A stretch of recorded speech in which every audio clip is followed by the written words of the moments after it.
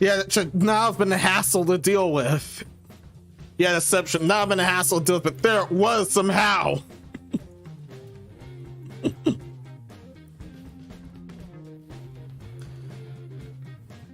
That's why everything's been extra late and extra gay today.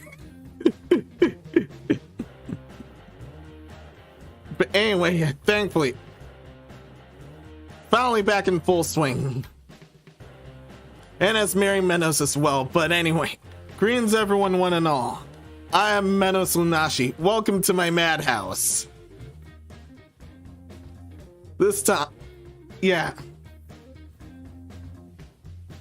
Yes, definitely was supposed to go up far earlier, but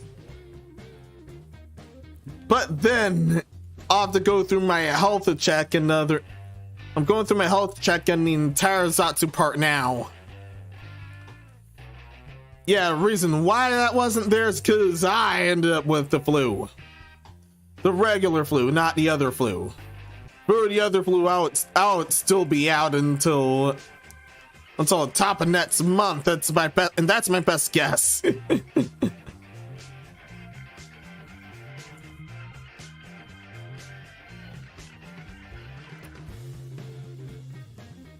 But still, how is everyone doing?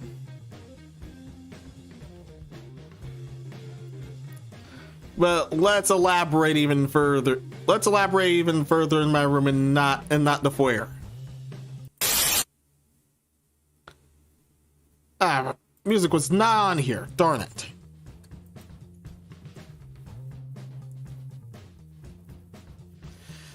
Thankfully, right now everything's good on my end.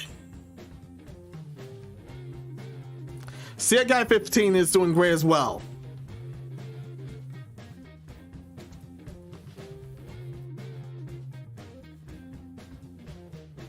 Also, yeah, let's elaborate even further on how I ended up getting sick.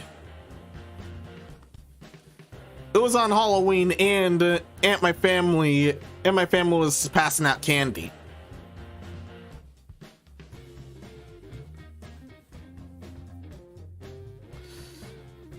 I was also celebrating by playing games and stuff on my own as well.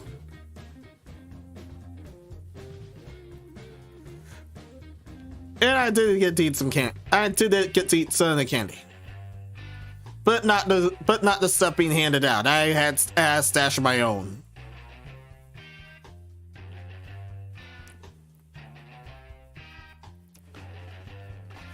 Everything went well, but then the next day happened, and the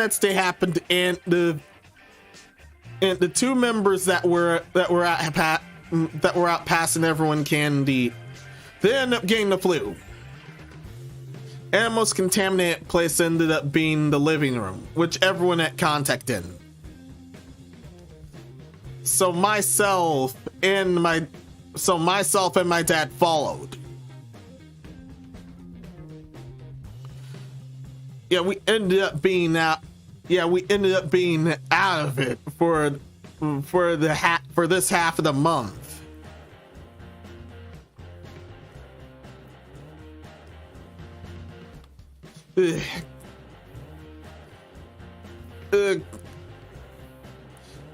I know most of what I drink is water now, but still, that's all I had. Just regular water, either regular water or Alka-Seltzer or cold syrup. There were we could only eat soup for a bit of a time, and any sparkling water and stuff did not agree with me whatsoever until just now.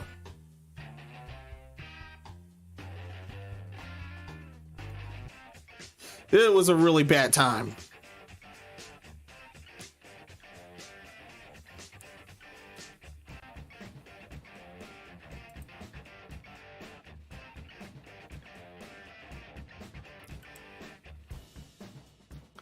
Apparently, YouTube's also giving me a pretty bad time already.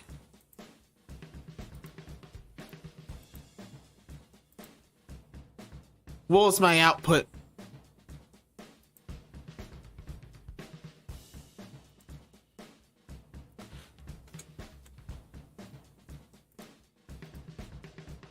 There, I had to fix that. There, I had to fix that. I thought I fixed everything. Oh, good. Thankfully, everything's good.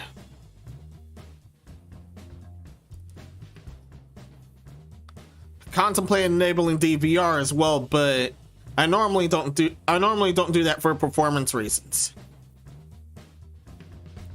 Thankfully everything's fine now.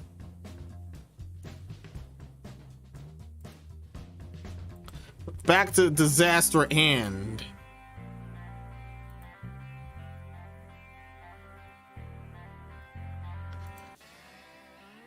Yeah, back to disaster at hand. It was pretty rough.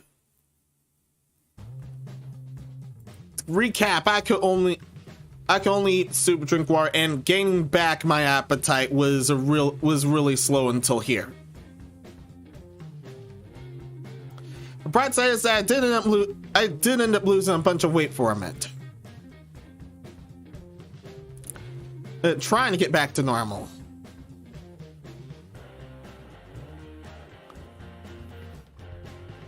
And that was a thankful grace on the long run.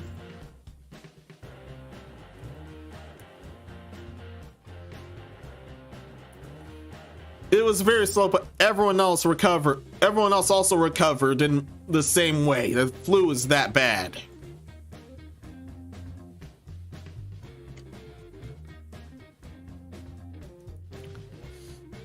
And I just recently drank some sparkling water again. It did not feel like glass unlike the last time. It didn't feel like drinking any glass or anything.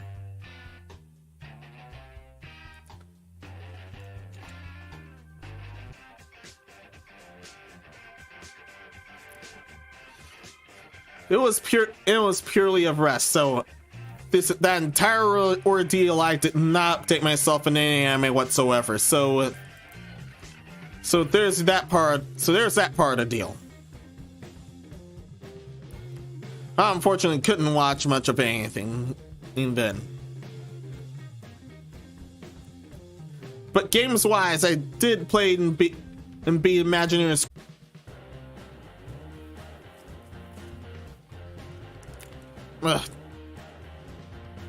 Thankfully, I did persevere there. Now it's just gathering quartz before the next chapter.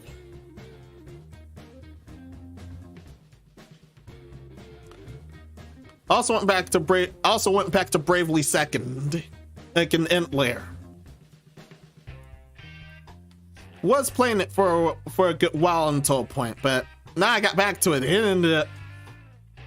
Things ended up pretty fun again. Thankfully, I remembered most of it, what my party was doing.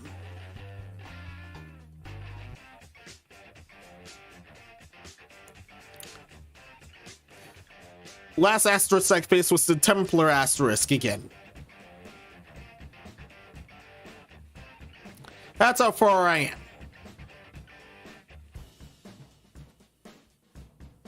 Yeah, both Bravely Second and Bravely Devour are super long games. But they're fun on the most part.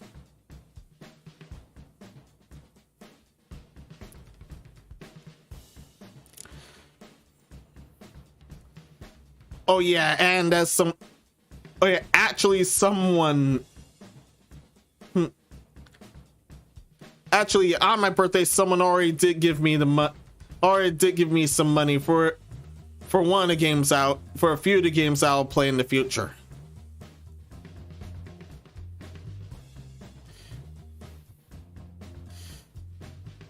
He didn't give me a heads up, with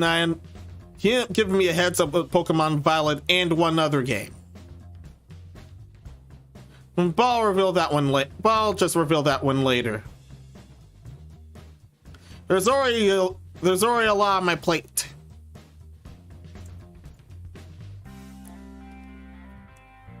There's already a lot on my plate that I want to resume one game for a little bit since having it in limbo for a while. And Legends Arceus, yeah, it was Legends Arceus. It ended up being in limbo for a while.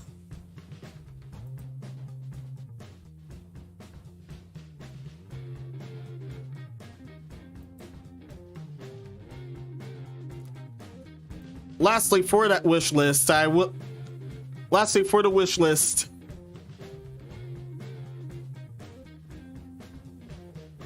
there's a lot of good buzz about Nike than anything else. And yes, I'm talking about the mobile game.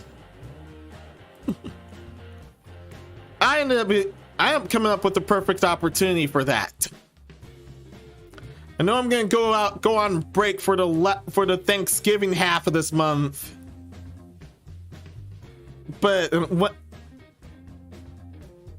already set it to end I've already set that one to end. The ending one will be when I play this, which is on Oshiri Day, and Oshiri Day falls on the 30th. You can now see why.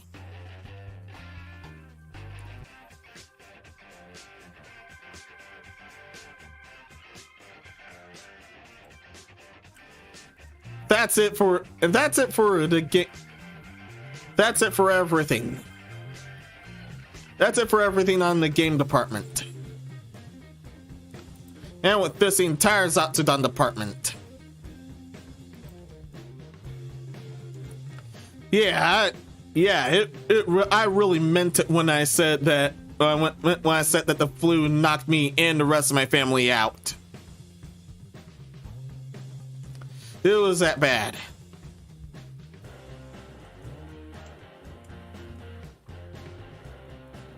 Now reading chat for a bit. Fruit ginger ale can help, yeah. That was also on the soda department for me, and I ended up coming back on ginger ale as well.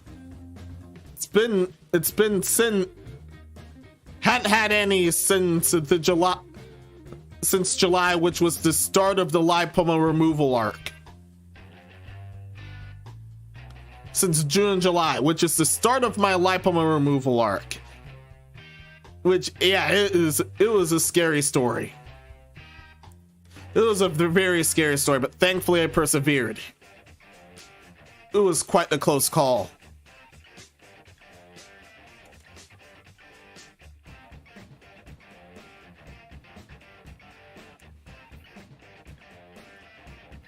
Yeah. Thankfully, been out of BS territory ever since. I almost went in there. Had to cut a lot back, and so did my family, because everything I was eating, they were too. And that was also where the lipoma was from. Ended up getting removed. Long story short, ended up getting surgically removed. It was a success. And the lipoma itself was nothing bad, thankfully.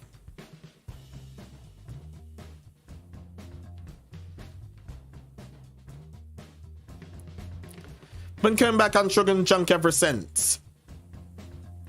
With the exception of today, which is one of my folks' birthdays.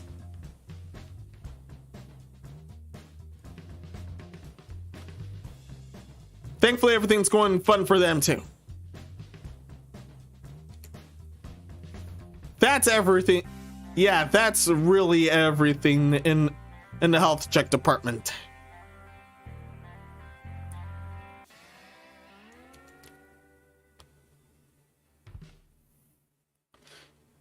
And I never expected it to be that bad either.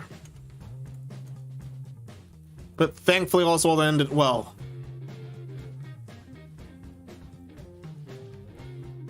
I can resume our safety precautions when we go out. Much as a lot of people, but still.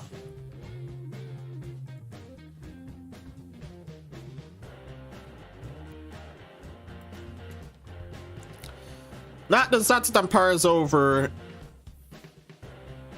I have a ton of dumb news. Sanity check is also when I react to and check out the dumbest news I've ever gathered for the month.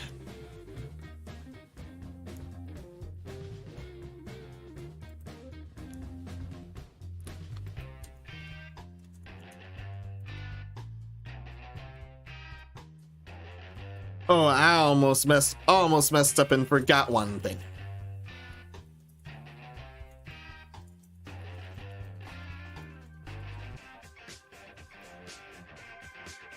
Although I am gonna go. Oh, come on, Mike.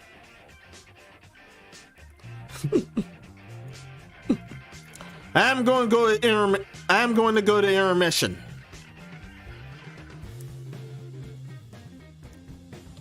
So just a moment.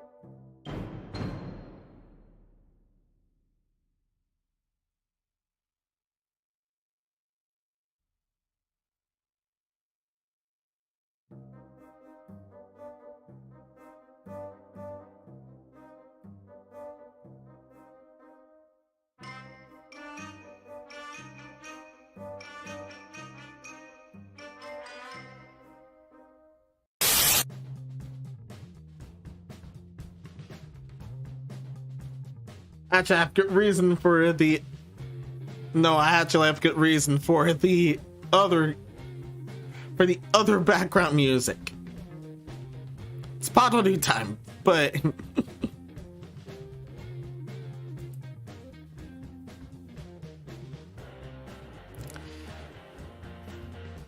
now, oh man, one moment.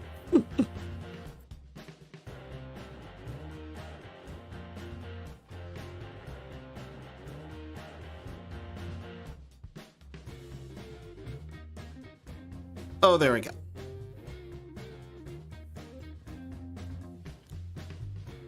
Now we have one. Now there's one. Now there's the one moment.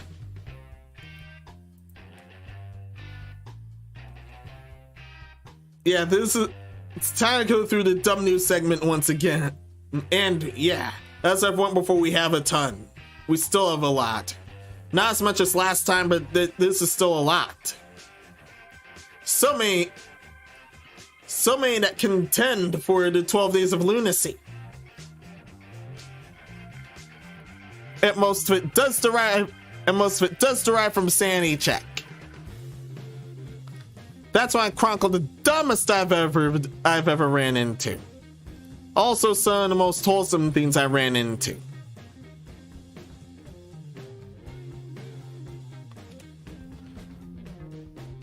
May include the dumbest thing that I'll find during the holidays. If it's super dumb, extreme good chances are it's gonna end up there. The rest of it is basically a best of. But some things also were included, were incidents of prior to Sanity check. The very first Sanity check was this Walpurgis Knot, which happened in May. It was a success on the most part. Except I had to ask literal Pergus not to help. To help with some Susan deflection issues. That one almost cost me.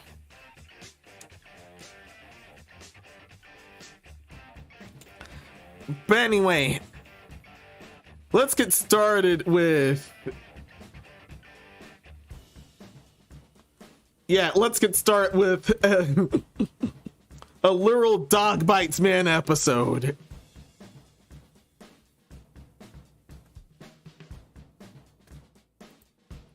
Yeah, no, really. Yeah, no, really. It's a literal dog bites man episode. Oh, chats, welcome. Okay.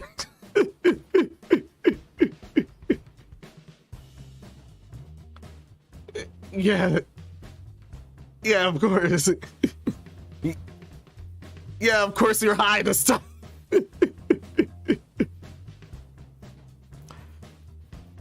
This is the clown won't say part, so this makes things a bit better. Don't worry. Disclaimer: winners don't do drugs. But no more shenanigans. This one's very short. Policeman Jeremy said man has been detained after biting a service dog and resisting arrest. Yeah, this is a literal man bites dog episode.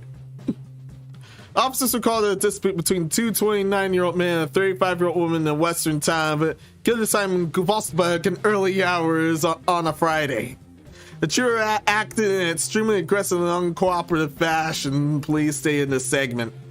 They're legit drunk. They're legit drunk. They're legit drunk or high. He ain't fuck his own thing, dude.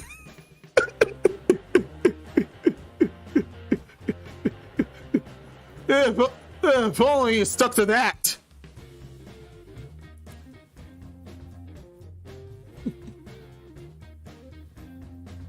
Said officers were able to overpower one of the men using massive physical force. The statement that of course, resisting arrest, the 29-year-old man also bit a police dog. So the canine didn't sustain any injuries. Oh, good. Oh, good. Human bites can be very bad.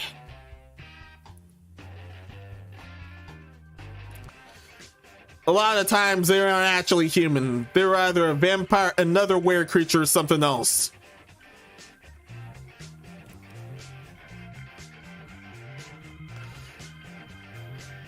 Meanwhile, the 35-year-old woman injured a police officer with a punch to the face. Yikes. All three were detained and spent the rest of the night in jail to sober up. Oh, of course. Yeah, that's it for that ordeal. Yeah,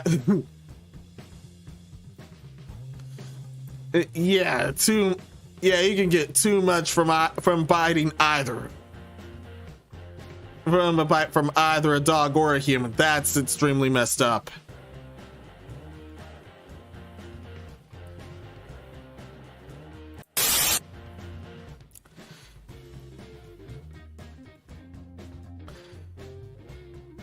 From what I've heard, thankfully nothing too bad came out of that one. Glad everyone ended up being jailed there. All that shit was uncalled for.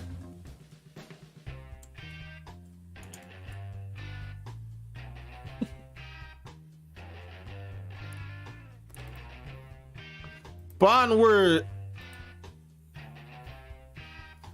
went to another ridiculous ordeal.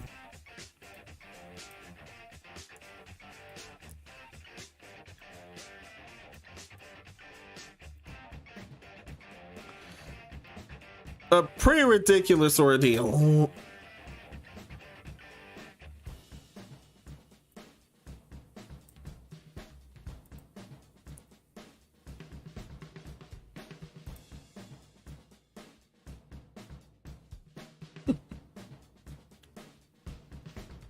Oh, what was the origin, man? Dog Greens, how are you?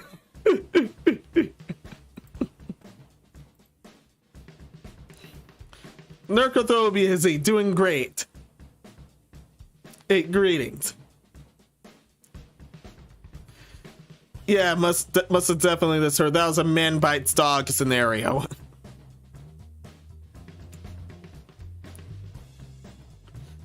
But we're back from there to some more crookery.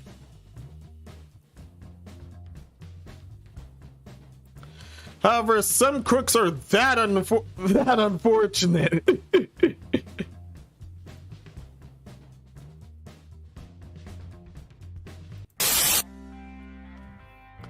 So here's this nasty scenario. So severed finger left behind at a crime scene to help the police ID a potential suspect.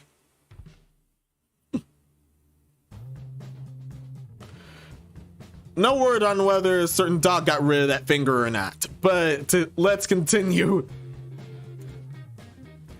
So severed finger left behind at a scene in an attempted home invasion last week in North Carolina led investigators to suspect in a case, police said.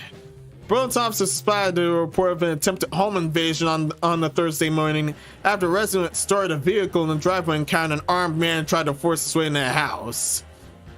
The police said the two struggled and a man's gun went off, grazing the resident's chest before the resident was able to shut the door on his hand. The resident wasn't seriously injured. Oh, thank goodness he wasn't a Gorneski. That was on him.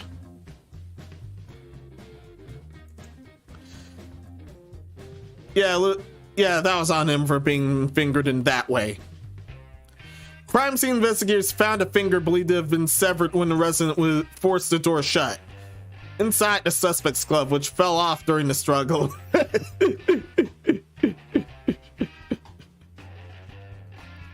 Happy accident indeed. Investigators used fingerprints, of course, to identify the suspect. The police spokesperson is said by a telephone to stay about 50 miles or 8 kilometers northwest of Raleigh. Fern Wilson, age 67 in Harrisburg, was arrested Monday on charges that include first-degree burglary, assault with a deadly weapon, with intent to kill, inflicting serious injury and possession of a firearm by a prohibited felon. Wilson was on a $250 secure bond, the police said. The court record still listed an attorney for Wilson according to the clerk of the court's office, and nothing further on the finger severing. That was clearly on him.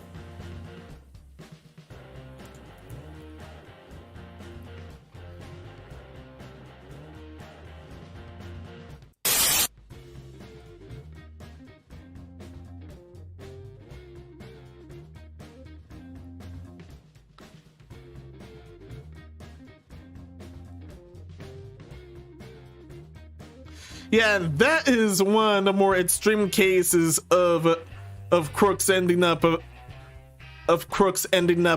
leaving very huge clues. That huge clue was in Case's finger. Should be thankful it wasn't anything else.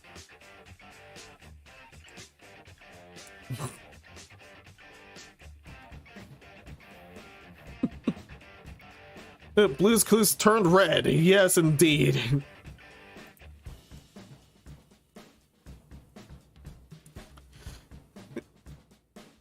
I can only imagine the investigators and the police talk when they found the finger.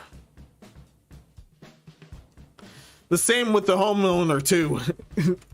He must have also had a laugh.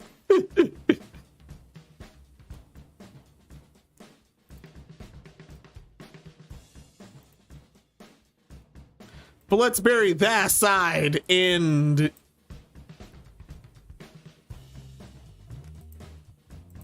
move on from some fingering to some full-on action.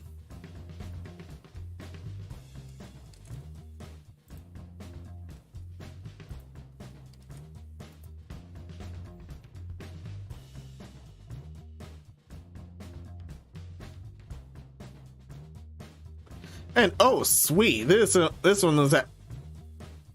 Oh sweet, this did include the update. I thought I was gonna have to I thought I was gonna have to get the other source. Thankfully, I can put that aside. This one's one of the most ridiculous of shenanigans.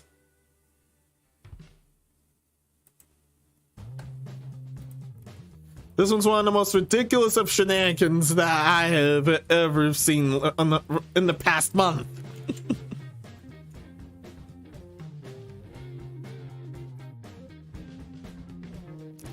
I can finally get to this one. No, it's not the thumbnail incident. But this incident, I hope you guys are ready.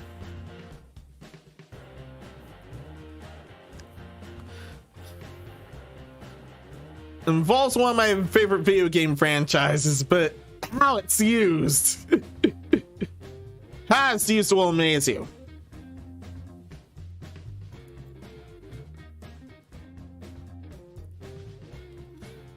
So how amazing this ended up being, well, not entirely amazing. Told you we're gonna get some finger to some full-on action.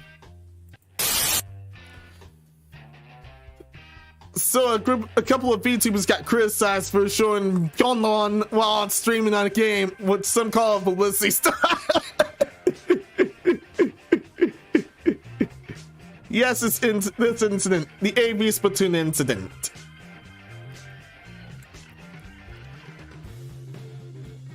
Let's start here. Tomei Ikonoe and their VTuber group, the Singsol Gumi, have apologized for broadcasting a live stream that violated YouTube's community guidelines. That apology was made regarding a stream held on October the 8th, which at the time caused the AV Splatoon to trend on Twitter in Japan that day. And how is that used? We're gonna get into that here. It gets into that here. The AV Splatoon stream made use of Splatoon 3, in which players are divided into two teams that each shot their own color of ink. Fret streamed the participating VTubers chroma key the opposing team's ink color, make it transparent while having an adult video playing in the background. This meant the video that of course violates Susan's community guidelines for nude sexual content would also be visible when the opposing team had inked. Whoever had their stream banned from a platform first lost.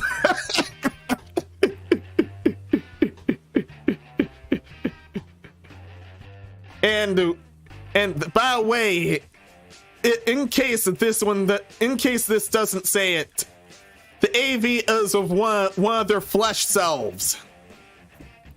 It was of one of their flesh selves going at it. Which makes this even dumber.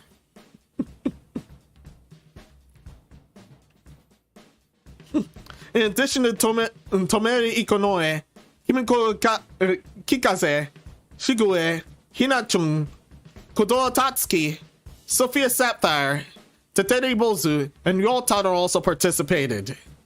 This is everyone that was involved. The adult video was used of one that Hinachun previously appeared in, and that was her flesh self. No pyontai or anything, it was her actual flesh self.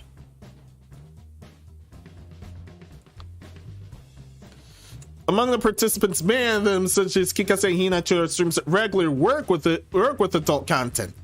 That said, the AV Splatoon stream became a hot topic online in Japan, given the provocative content of the plan and the fact that Shigeru's YouTube account was deleted from the stream.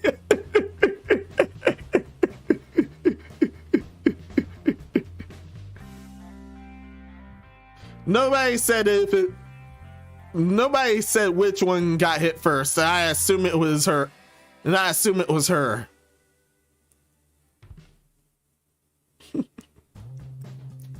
Those who did participate in the AV Splatoon drew criticism not only for using a popular game seemingly for a publicity stunt, but angry comments from using Splatoon in particular. To start, broadcasting pornographic content on YouTube goes against the community guidelines. Of course, this also goes against Nintendo's game content guidelines for online video and image sharing platforms. So yeah, this drew Nintendo's ire too. Nintendo's games are generally played by a broad audience, including young children. And Splatoon 3 has a settled A rating and ESRB rating of E10+. So obviously a live stream question wouldn't have been appropriate for those players, period. And which also raises the question, I know some of them did use alts, but why did you do it on YouTube? Why? They could have used somewhere else. But no. You want the extra thrill and tried Susan Tube in order and really fucked around and thought you wouldn't find out. That was fine. That was the case right here. Continuing forward.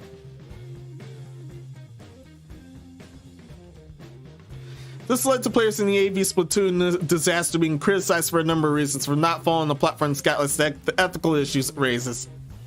Ikonoa then later issued an apology on YouTube the following day and stated that they were reprimanded from their group Shinsongumi as well.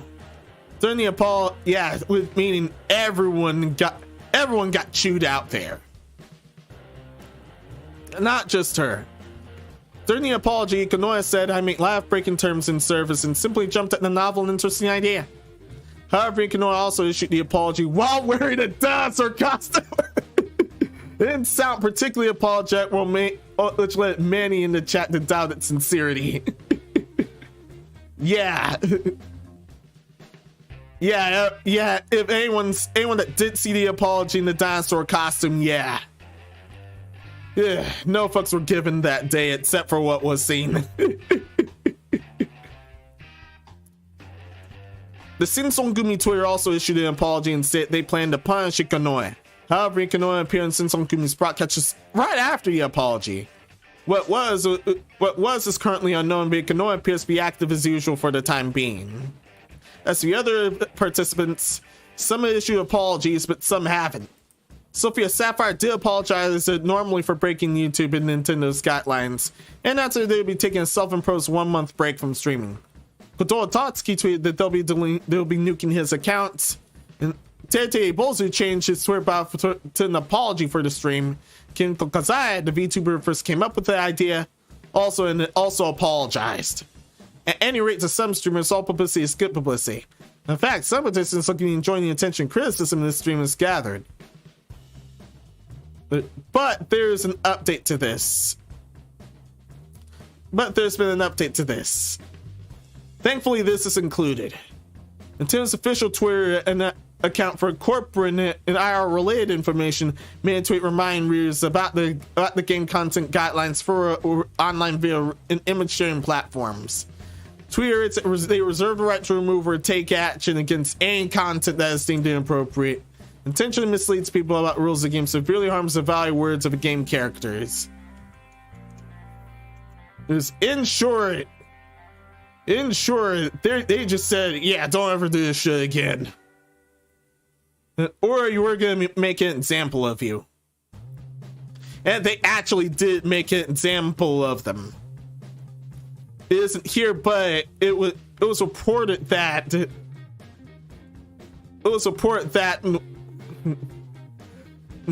person that was in the AV, she not only got ultra nuked, she ended up getting from YouTube. She also got her spare Twitch hit. Yeah, Nintendo did that themselves. They totally nuked her off of YouTube and Twitch for at least a great while. And they gave her a fine of at least 100 million yen.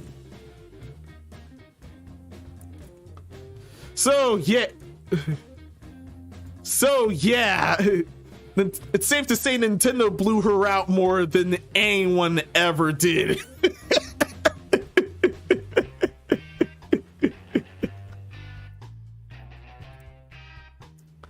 This is the hardest backbreaking that she has ever witnessed on or off camera. It was by Nintendo.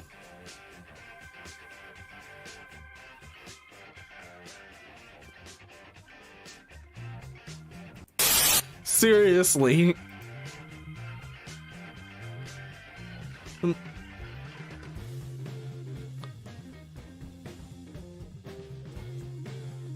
Seriously, Nintendo. Yeah, there are definitely no angels in that scenario.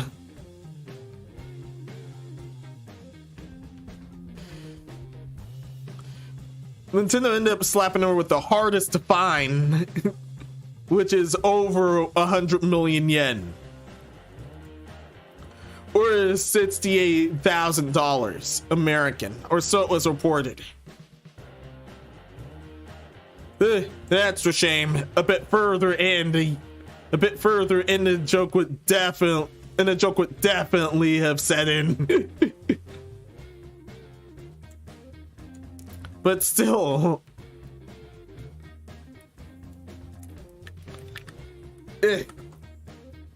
goes to show you, if you're going to use chroma key for that scenario, just not that one. If I were going to do that, it would actually be just for either blood redding or blacking. That would be the only view. That would be the only thing that I would use for that. Although, as a Splatoon 3, red is a regular color now. Black is never used. And white is used on campaign. Nah, spoiler, don't worry. White ink is used on campaign, but from the looks of it, that's still, outside that, that's still a Splatfest only color.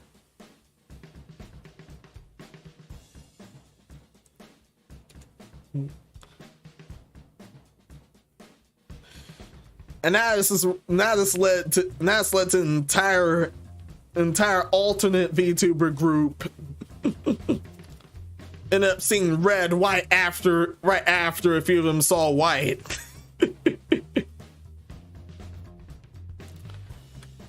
Enough of that.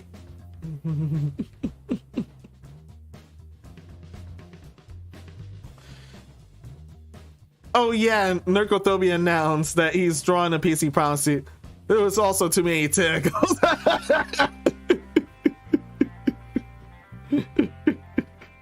Looking forward to that. Thank you in advance, Nerkothobia Z.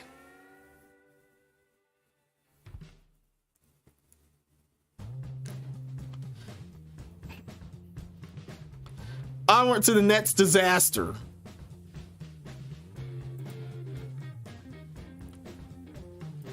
Onward to the next disaster, which also involves a Pyeong star.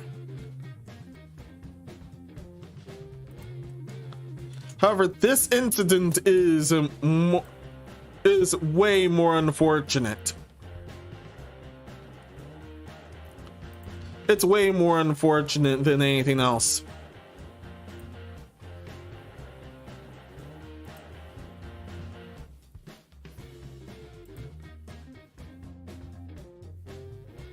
Oh, you're welcome. I'll try to post it very soon. Yay. But, yeah. Back at hand. Yeah. This one also involves another Pyeong star, but this time once again, it's way more unfortunate and way more painful.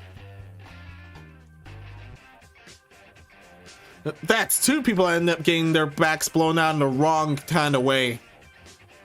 Like, this one is a literal sentence. So streamer broke her back in TwitchCon foam pit accident. Yeah. I meant what I said when she said she got her back blown out in TwitchCon. So Twitch stream, oh come on, Brave. Twitch streamer Ariana Cheklik broke her back over the weekend during an incident that took place at TwitchCon. Cheklik performed an impressive jump into the foam pit at the Lenovo Legion booth after winning the foam match. But after her landing, it was clear that she was in immense pain. She took it to Twitter yesterday to reveal that she was going in for surgery to have a mirror rod put in for support. In another tweet, she questioned like when Novo Legion encouraged people to jump in the pit knowing that they had the rhinestone pad at the bottom. So yeah, there was not enough foam. There was not enough foam and the bottom was basically like concrete. It's like jumping back first on the sidewalk. Yeah, it's that painful.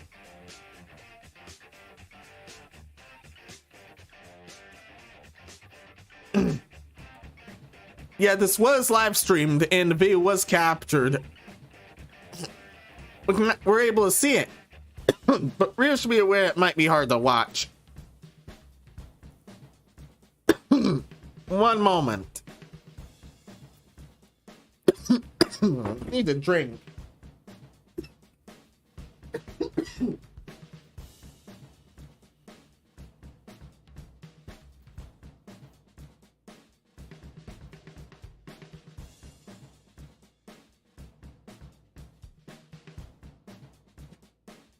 It's gonna take one next disaster.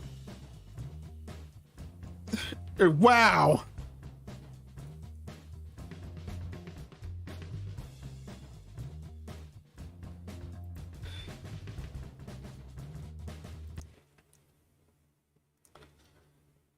Oh my God! Big sympathy and sense of her own. You good? Great. Oh my God! Big sympathy and sense of her own. You good? Great victory there. I can't get out. Are you okay?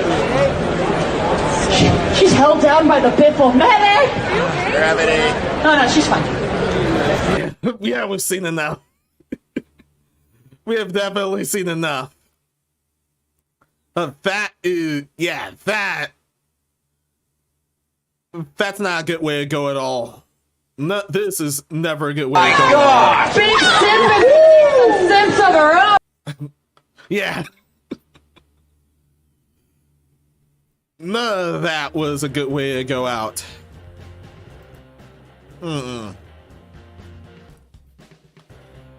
Right after that, Lenovo Legion received a lot of negative feedback for a foam pit across all social media. And many fans of Chucklick are also taking issue with its commentators. Seeming live injuries during the stream. Because without saying, commentators are likely unaware of the severity of Chucklick's injuries, and certainly worse in retrospect. Yeah. 30-something ex-Pyong star taking that bad a tumble. Very, very bad odds.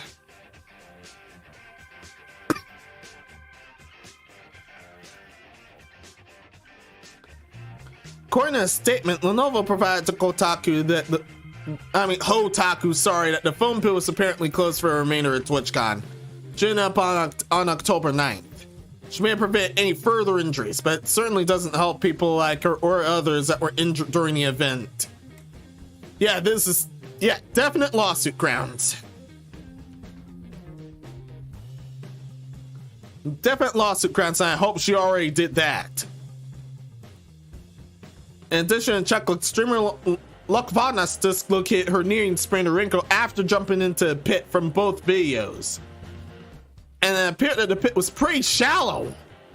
She may have played a part in their injuries. Yeah, it was shallow. It was reported that it was shallow.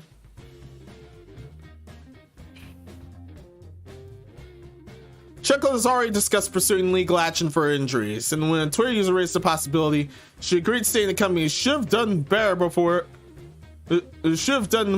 someone got hurt in the first place. At this time, it's unclear if her full plans on filing a lawsuit against Twitch over both of her injuries. Which most of those cases, the news doesn't come out that they got sued until after the suing. Which I honestly hope she sues for this. Back injuries are normally forever.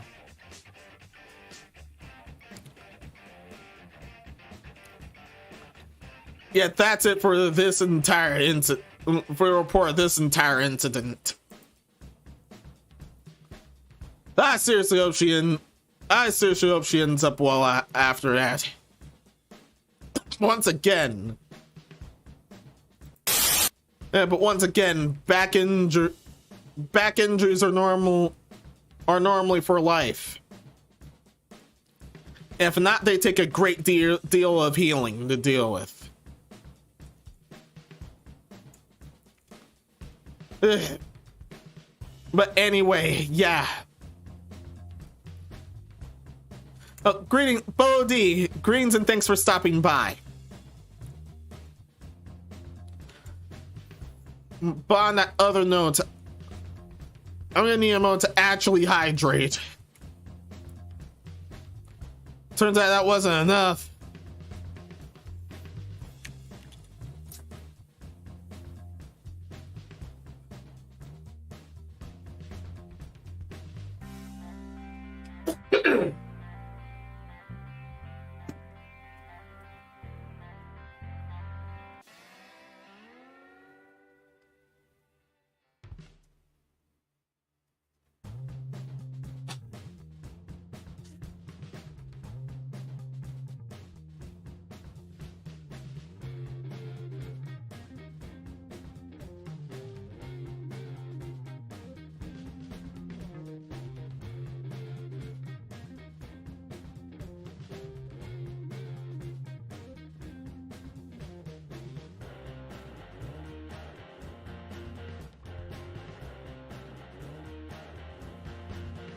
Man.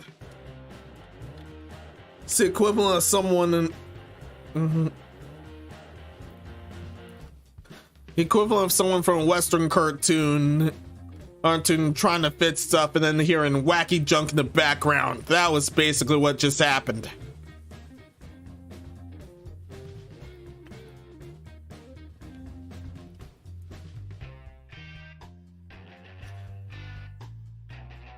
Yeah, that was basically what just happened with my hydration. Not that I was gonna need it after that last incident.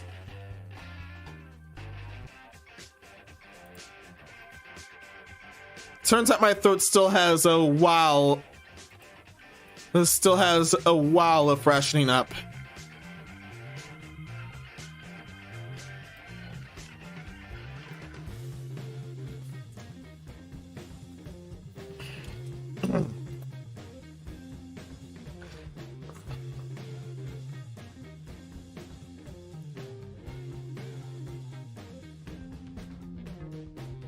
But anyway,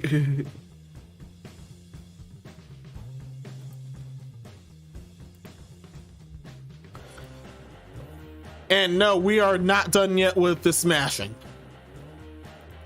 We're not done yet with smashing shenanigans. Two backs were blown out, and now some booty play is involved.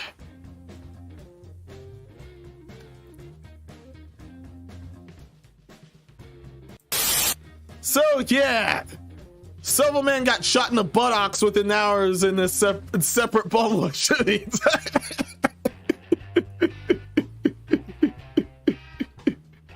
Now you guys see what I mean. Yes, this kind of booty play. Getting shot in the ass is no fun. Obviously.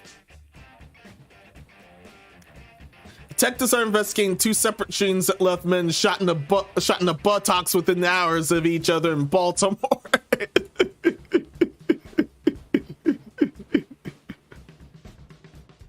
Yeah, and of course the magic phase wasn't involved.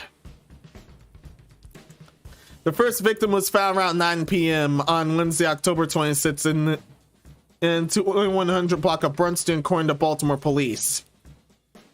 The 19-year-old man initially told first responders about being shot in the foot before medics determined he also had gunshot wounds to his legs and buttocks. Yeah. that'd be something very noticeable.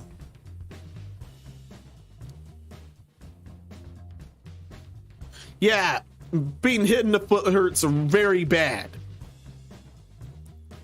But in the process, he also got shot in the leg and shot in the ass. Which is even worse.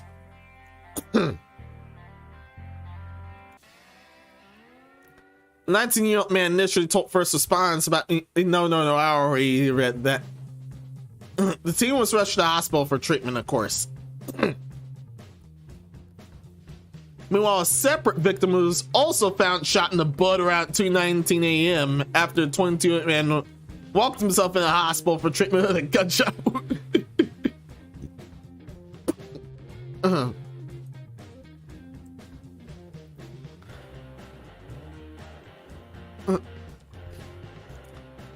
And now the voice box is being a butthole. Please don't do that.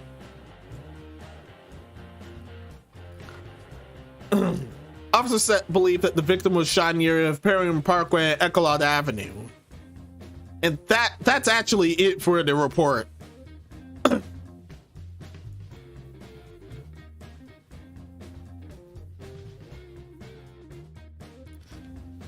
Yeah, definitely the Magic Thrace No Homo wouldn't be involved here.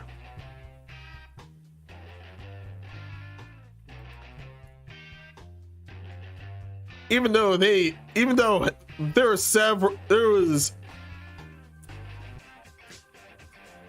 yeah yeah, there were the shoes were really that bad. Shooting each other right in the butt.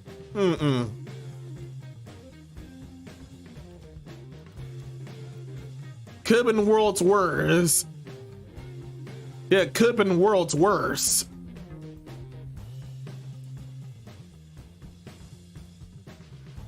Being shot in the dick is not only uncool, but it's also way more serious. And that it could have led to that.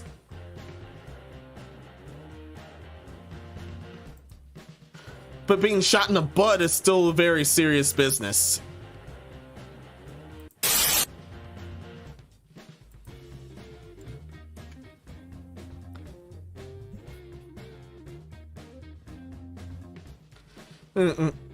Oh, welcome back, Jats. So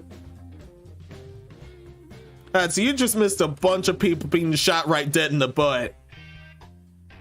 Yeah, it was reported several got shot in the butt. It was rough.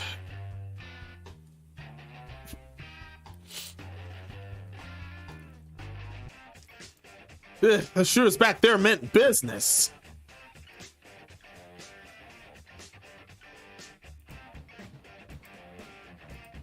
But enough of that. It's gonna take more than that's gonna take more than a live analyst to deal with.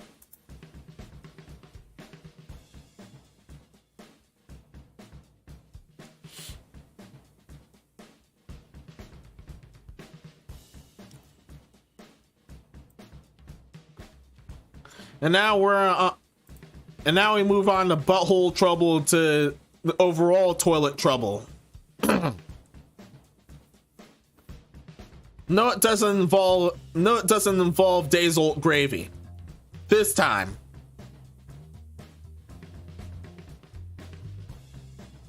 Yeah, trust me. It didn't involve days old gravy. That was also an incident that happened last month, and yeah, that was bad.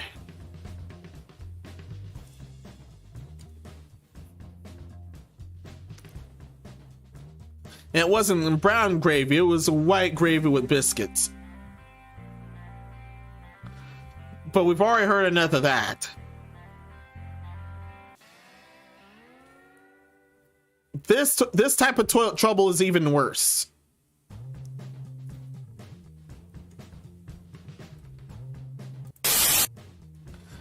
Now, the man tasked to preserve Japan's oldest washroom ends up crashing his car into it. Ugh.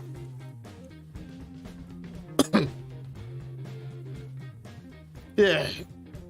Yeah, dude, you had one job. One job.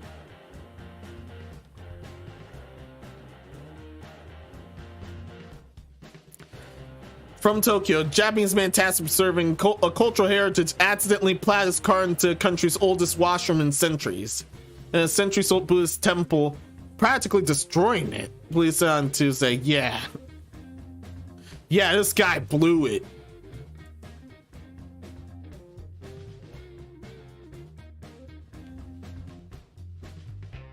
This guy blew it. He ran over the pooch.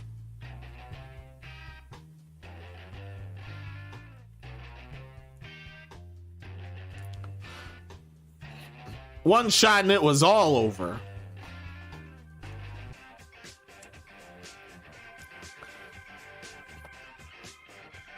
Tofukuchi Temple in the western Kyoto region houses a washroom said to date back to the 15th century, earning it the designation of an important cultural asset. But the original endorsement to the site was ruined after the driver, a 30-year-old man from Kyoto Heritage Preservation Association, accidentally backed his car into it that Monday, police told AFP. And no way he's gonna be let in easily. Especially destroyed part of a temple too. So yeah, that's legal and divine disaster he just ran into. Having parked in front of the washroom, the man hit the accelerator to start the car without realizing the vehicle was still in reverse. So it's going to require a lot of work to restore the washroom, a Kyoto police official said. While since I also sustained minor damage for the actual latrines, 2 rows of pits actually survived intact. Kyoto official Norihiko Murata, who's in charge of cultural heritage preservation, told AFP. Washroom was traditionally used by lungs per the Isek train, although it's no longer in use. Unquote. Ugh.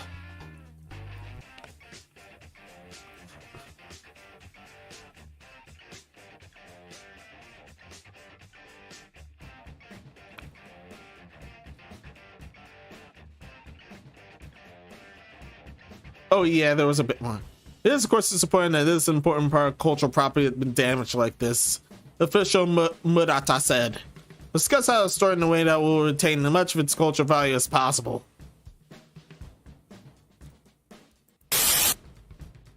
Well, that was down the drain.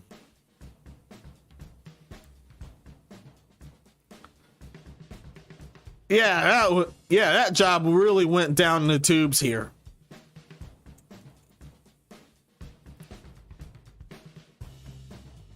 But no more of that. I'm officially out of toilet puns. As shitty as a lot of them were.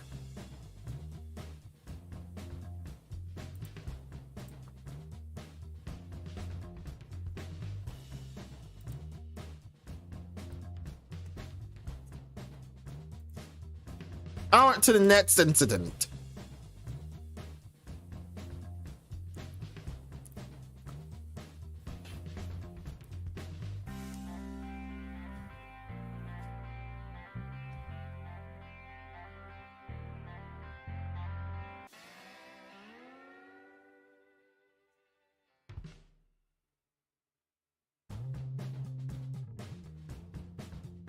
Oh yeah, looking at this incident in full, yeah. To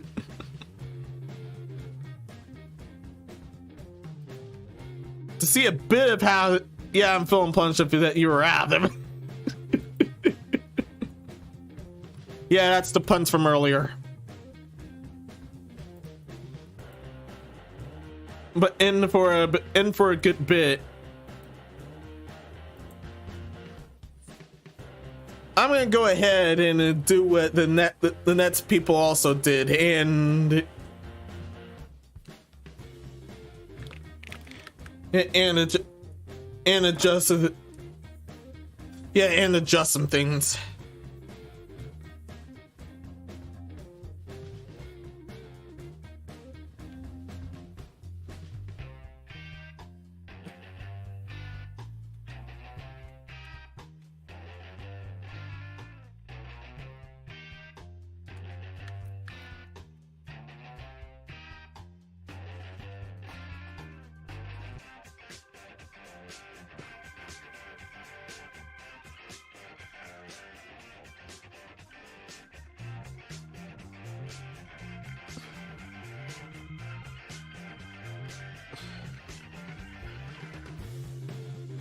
There. There. No, not there yet.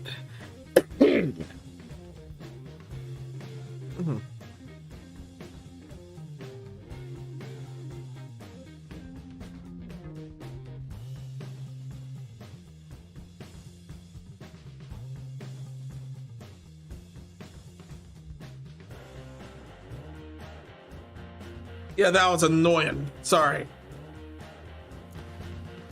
Now we're there. Yeah, I had to adjust my own pipes for this one.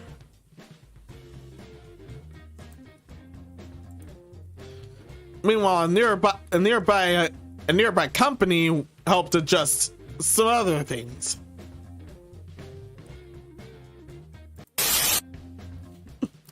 So yeah, an adult entertainment company has sent trucks of lube to grease Philly's poles. In more ways than one, definitely. Don't worry, this is safe for work. I'm not going out like this Sing Song Gumi.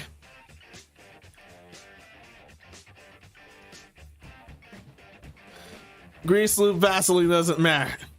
So yeah, an adult entertainment company Cam Soda is sending trucks of lube to grease the poles in case the Phillies did win the World Series.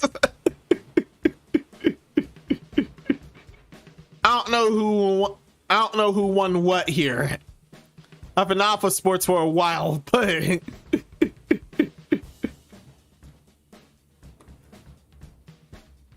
there's also a press release on AP about this.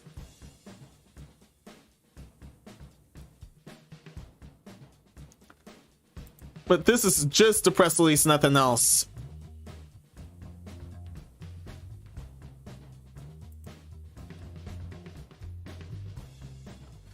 Last week after the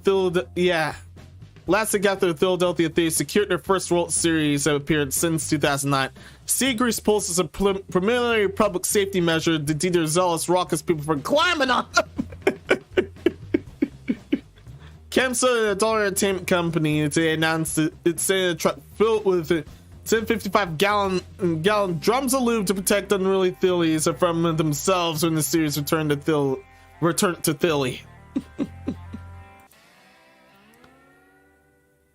However, people ended up doing it anyway, as you saw.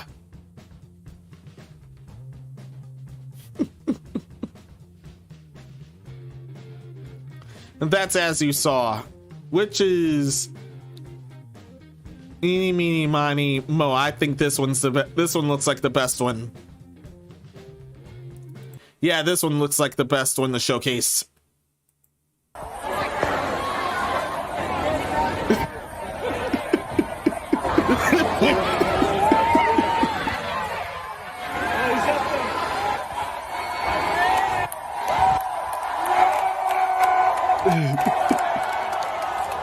Greased every pole in Philly, and this still happened.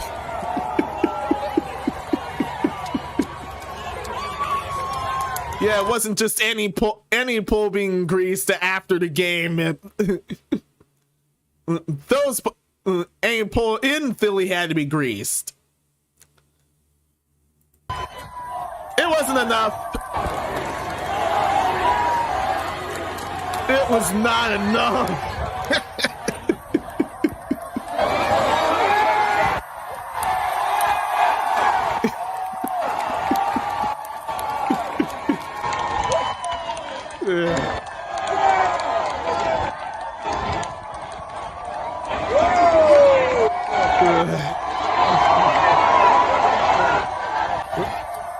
I advise no one do none of that crap.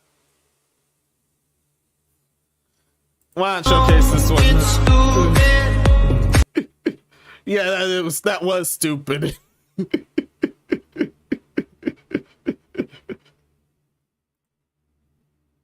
Yeah, that's all we need to see. That's all we needed to see. Yeah, from this article, yeah, I think Camzone is playing a dangerous game, if you ask me. I think people aren't gonna be using the lube to be fucking on a street. I don't understand the level of chaos that goes on when a team from Philly wins a title. Not only you have a bunch of crazy people climbing poles, lighting shit on fire and flipping cars, now you're adding a whole new layer to the mix. Now there's that stat about giving birth rates being higher 9 months after state's teams win a championship. Double it now. All thanks to Kamsa and their 55-gallon drums of loot. And I bet people already did that too.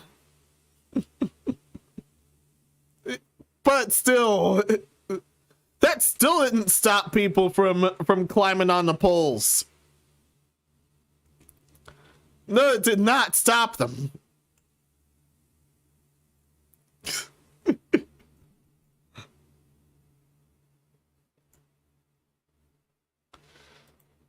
Background music back on. This thing off. Yeah. Let's move any further before any DCMA traps happen.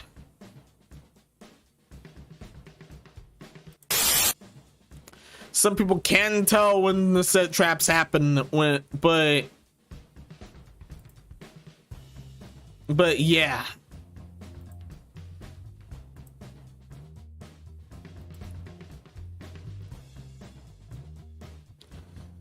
Oh, good thing no traps. It's just Susan the. It's just Susan and the bit rate. Yeah, it's lower than recommended because he act up if I move on to recommended. That's very bad.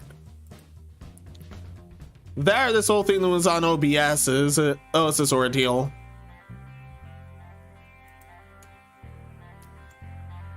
Still.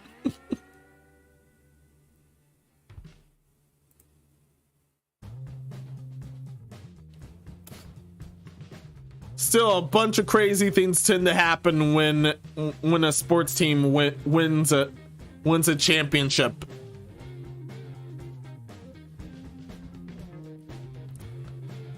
Apparently, that particular team also end up with kind of a herring pattern. But that would break one of my own rules. No way.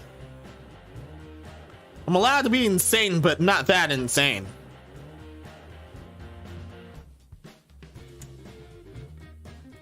So there's so much insanity to deal with. And that's why we have these sanity checks.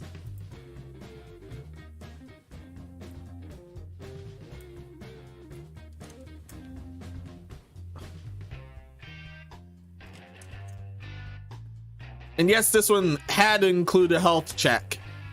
Because, yeah, our original was going to take the Thanksgiving half of the month off, but now I also ended up having to take it. I unintentionally had to take the first half off because of this month off because of the flu. Once again, the regular flu, not the other flu, I'd be out until near Christmas.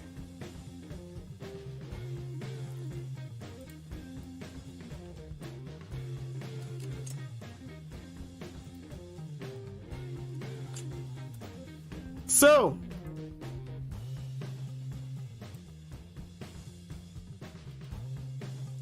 still have 2 eyes. Yeah, thankfully. Very thankfully.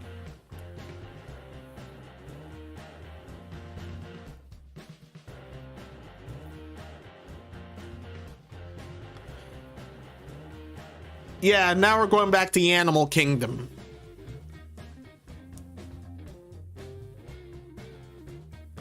We're going back to the animal kingdom, and yeah.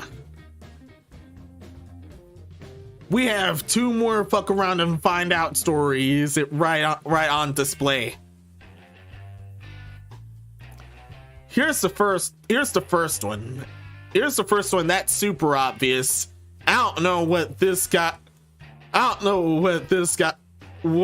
was on this guy's mind. I did not know what was on this guy's mind at all when he did this.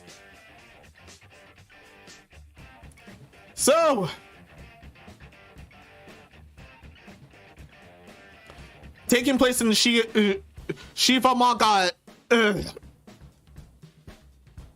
taking place in Shivamogga, India. I almost said Italy. That was bad. So yeah, man tries to kiss Cobra, gets bitten. Yeah, of course. The case closed. What do you think was going to happen?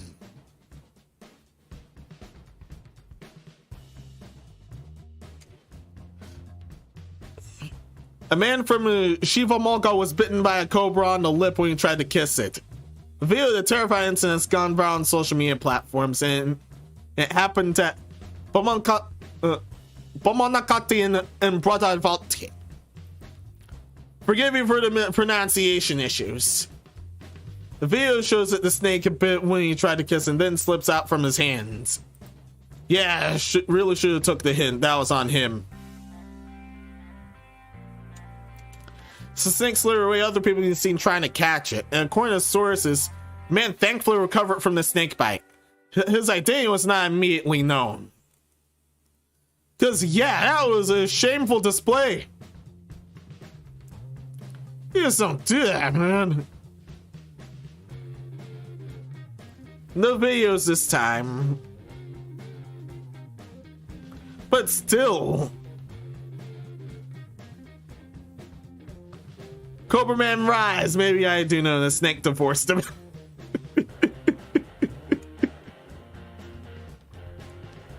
Yeah. Yeah, there the snake was already married. There the snake was already married and he found out the hard way. Once again, thankfully he did recover. But thankfully he was fortunate. Somebody else wasn't. Yeah, somebody else wasn't fortunate at all. So a cobra died of a child bite in Chinese Goth. Yeah, you read this correctly. Same location in India. A cobra died of a human child bite. You see what I mean? Why I said earlier that human bites can be very dangerous.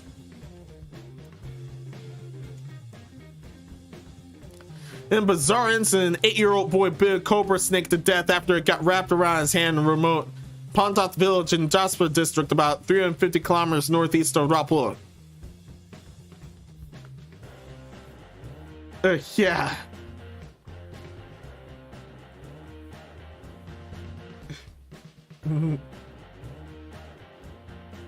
So that guy didn't become... So this guy didn't end up becoming a superhuman. The little boy did. Thankfully, he got out alive, though.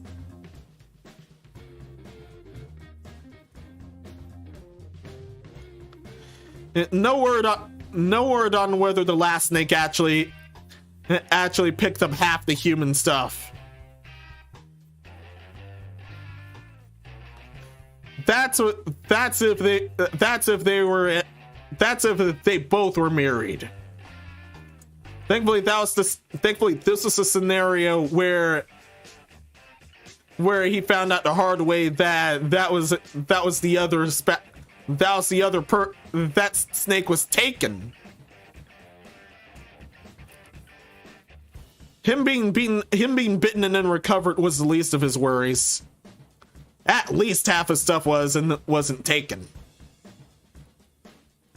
The other snake, on the other hand, yeah, we have bad news for him.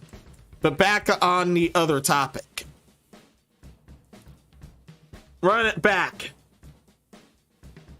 A cobra died of another cobra died of a child bite in Chadiskath. In a bizarre incident, an 8-year-old boy bit by a cobra snake to death after it got wrapped around his hand in a remote Pontat village in Daspur district, about 350 kilometers northeast of Raipur. Deepak was bitten by a poisonous cobra while he was playing in the background of his house on the Monday. Snake got wrapped around my hand and bit me. I was in great pain. As the reptile didn't budge when I tried to shake it off, I bit it hard. Twice.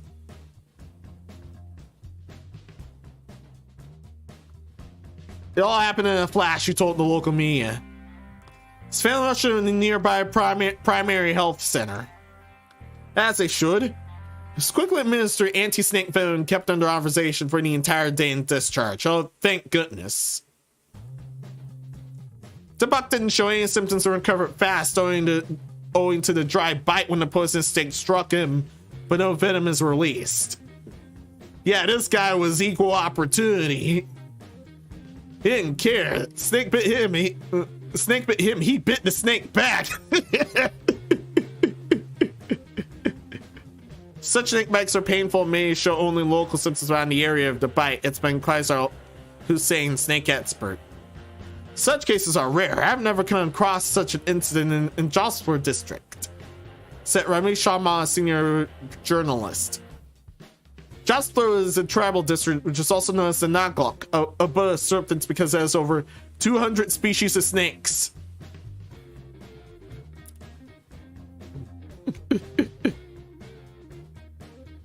And yeah, that's it. Oh, that sounds big, but snakes sounds good about now that the kids making me crave protein.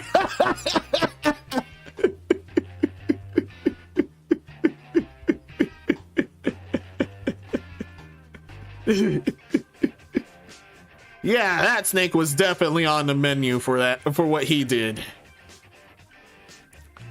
I don't feel sorry for that guy. Yeah, I feel sorry for the kid, but not for the snake. Screw that snake. No, wait, don't do that.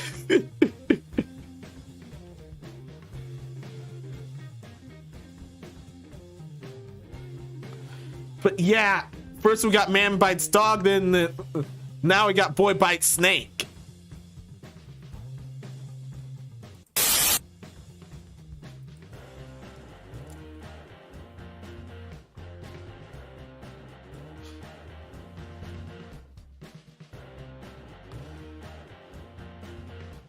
Thankfully, no other types of snakes were involved this time. So no incidents from Shallow Moses Island. Or any other Smash Brothers stages. Sorry about that.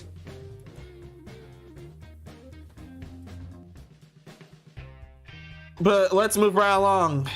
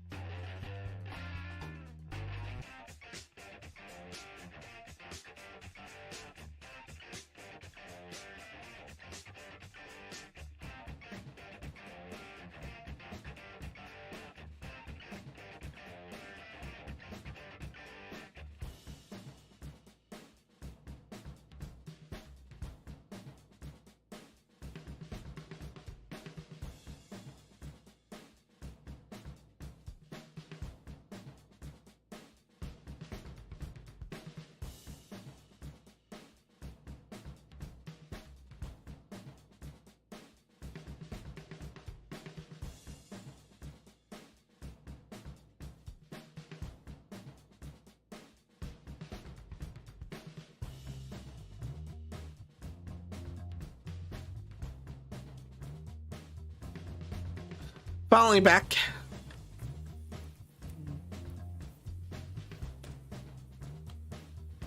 Normal, whenever I do that, I'm still in the Uishigure position. The classic Uishigure position. She's had an update where that changed.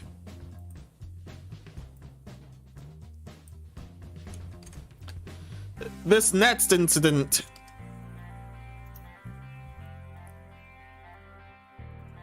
Now, about this next incident. This next incident is very short and very sad. Very, very sad, especially given the month. If you are a squirrel hybrid, I'm warning you right here. This one's very sad.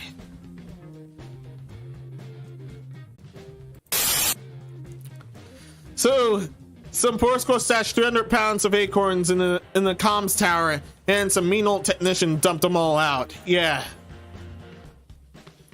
wasted 300 pounds of nut. This is not okay.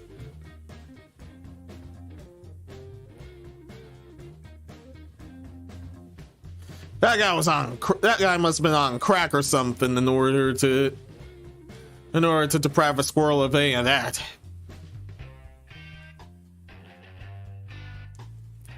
Yeah, think about how much work it would take to stash 300 pounds of acorns anywhere, let alone several dozen feet off a ground antenna array. Yes, there is video involved. Yeah, there is video involved. Yeah, it doesn't have audio. Just look at that, man.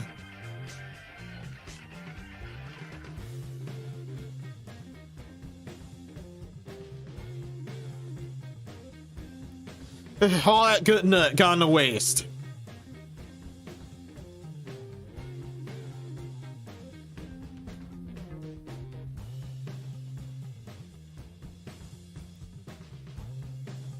Yeah, that must have been for the entire year.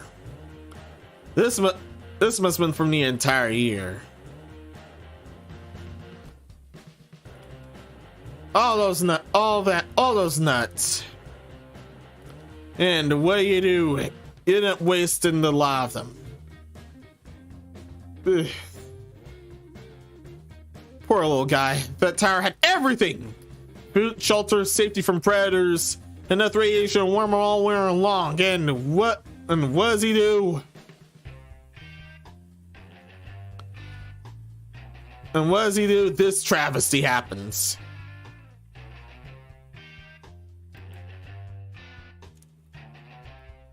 Ugh. Having viewed this in general is nuts. Ugh. No Nut November, the saddest month of the year. Yeah. Yeah, and losing nuts like that is world sadder.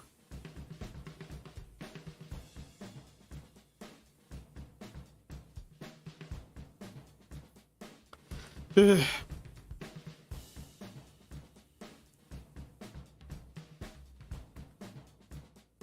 But let's get off of that.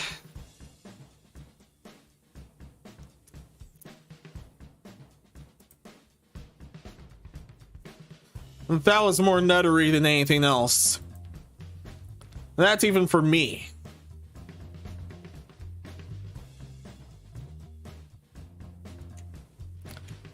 That's even for me, the one that's actually allowed to act nuts on this channel.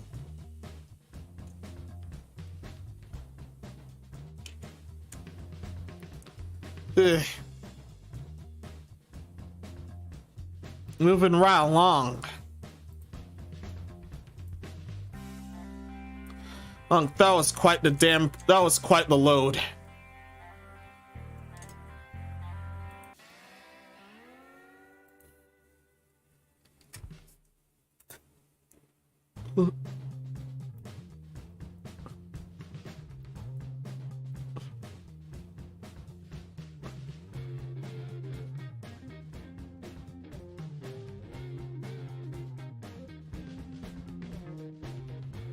Now I could have used this right after, but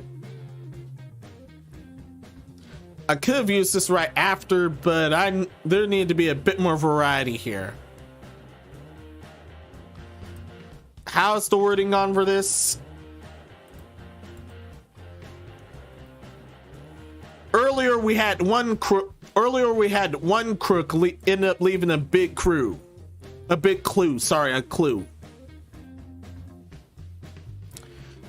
End up losing a finger. Yeah, end up losing a finger of all things. That was the giant clue. No, this is not Koroneski.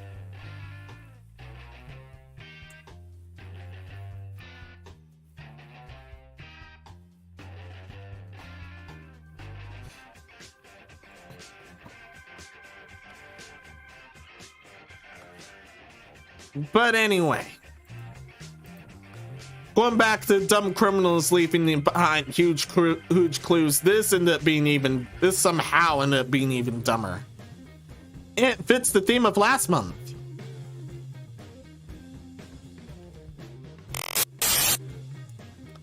So a trail of candy wrappers led Georgia deputies to 9 people accused of leading the burglary ring. So yeah, someone sweet tooth screwed up the entire operation.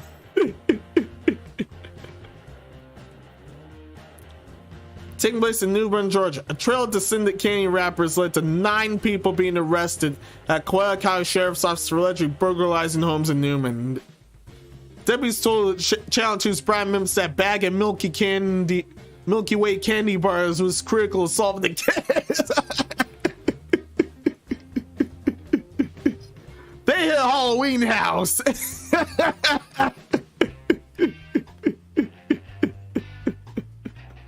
They definitely hit a Halloween house, and someone's sweet tooth ended up making them pay the price. They say the trail of rappers led right to a group of people they believe were responsible for several burglaries. The incidents occurred over a course of 3 days in early October. And one of the incidents on October the 4th when deputies were calling a home on Tonsway about a possible burglary.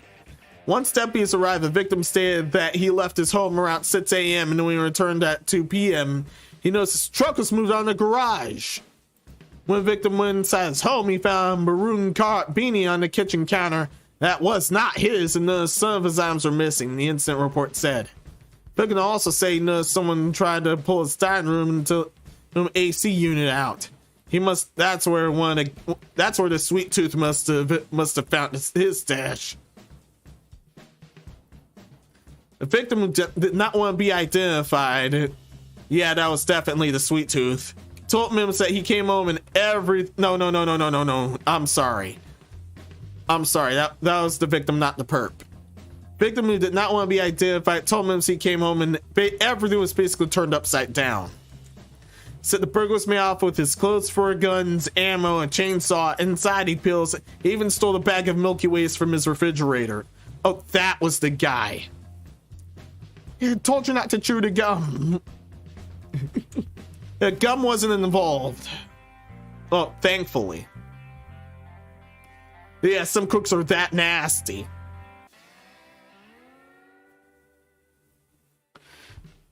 During our walk on trails through woods, he was able to point out some of the rappers. So when he found one rapper, we were able to walk a bit further, found another, and so on and so forth.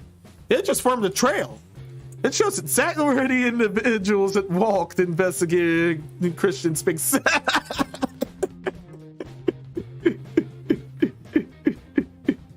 Yeah, literally led a paper trail. A paper and candy bar trail. The trail led him to Shea Oaks mobile home park where the suspects lived.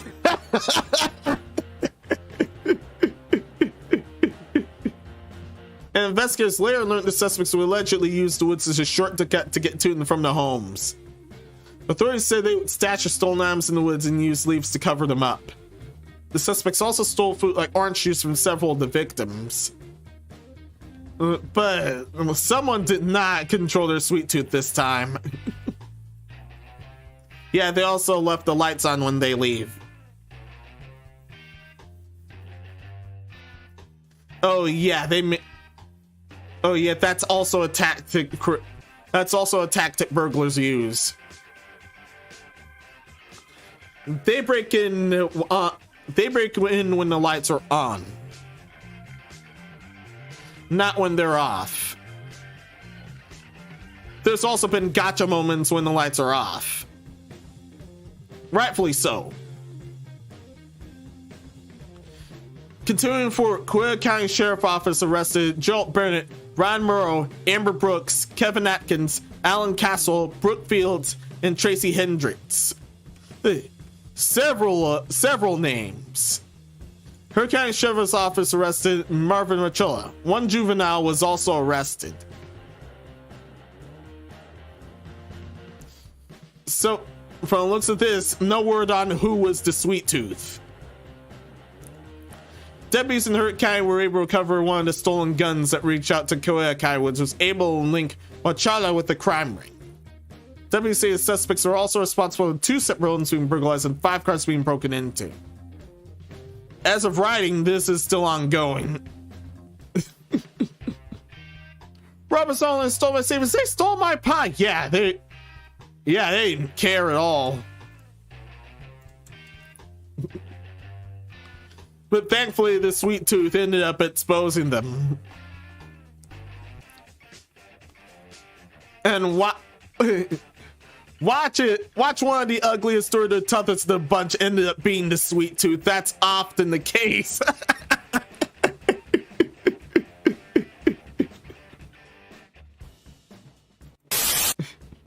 Man.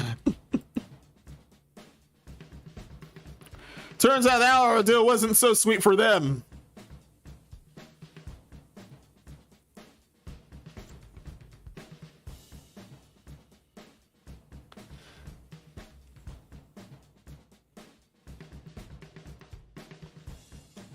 Also, I'm shocked there wasn't a pie or a cake involved. The sweet tooth would have gotten to that.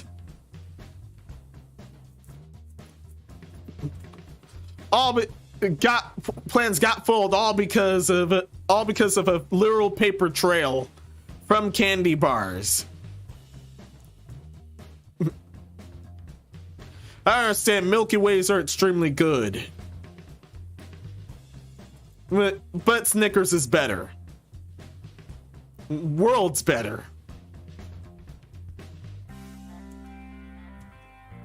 Oh no, you don't. No. No. No.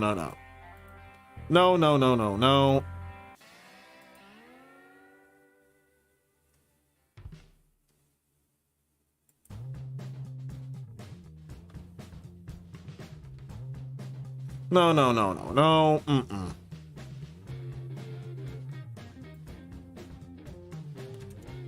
Mm-mm. Yeah, sorry you had to see that. Yeah, sorry you had to see that. There was a spam bot that I had to kill.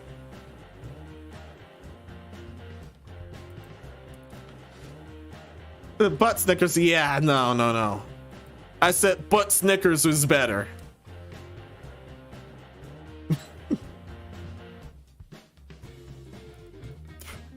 Yeah, it was bugging. Yeah, it was bugging out. I'm sorry. I don't blame you. Happens all the time in some cases. Not the spam bot, however. The spam bot had that coming.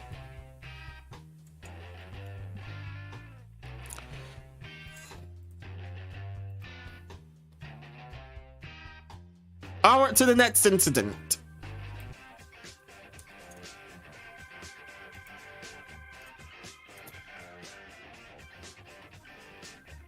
And this one is the thumbnail incident.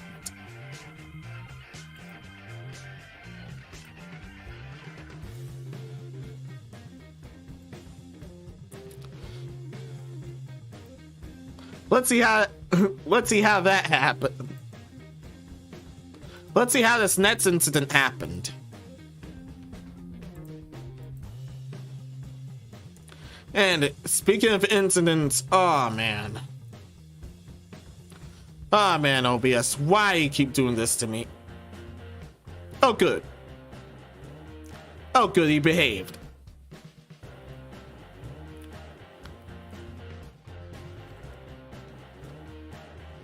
Now this time in the hiring related news,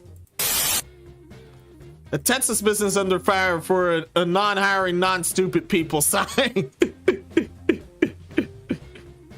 And for those that saw the thumbnail, yeah, this is it. It turned out quite useful. Mess with the right people. This may be the most blunt help wanted ad of all time. Yes, of course. Business owner has offended some Pasadena, Texas residents after hanging up a large banner on his property that reads, "Not hiring non-stupid people."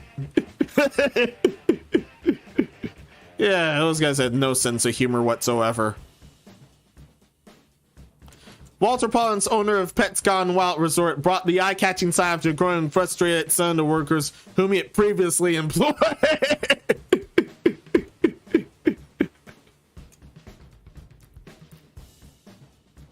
Yeah, oh man, it must have been that bad. They've been bad enough to warrant this. Wow, I don't blame him at all. We're trying we out the people that do come in. We out one last week that lasted 3 days. Person told the KJU11. While the unconventional tactics seem to have worked for Parsons, some locals have taken offense to the unconventional signage. Let's say the prior employees. Oh, we think you're stupid, so we're trying to hire someone who think is smarter than you. Yeah, and passing your resident name to KG11. Yeah, and job wasn't for her then. The fact that they felt so important to put something up there like that, it's disgusting. It's distasteful. It's unprofessional.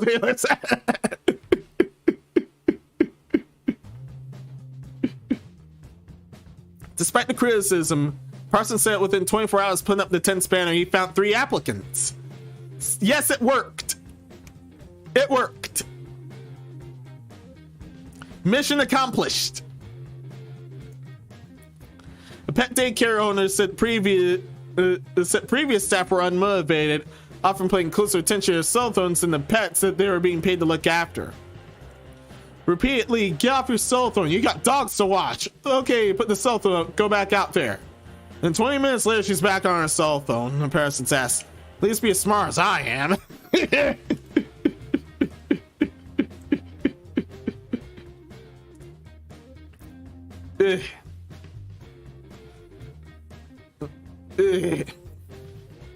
And that's what, yeah, and that's why I don't hire Instagram dwellers.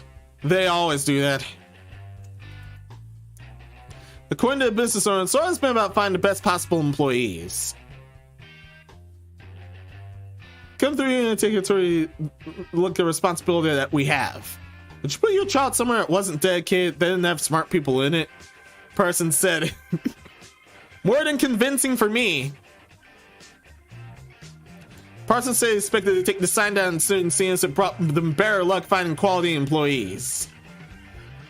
And that's the end of it. Yeah, good on the employers for finding the actual proper employees. Much love to them.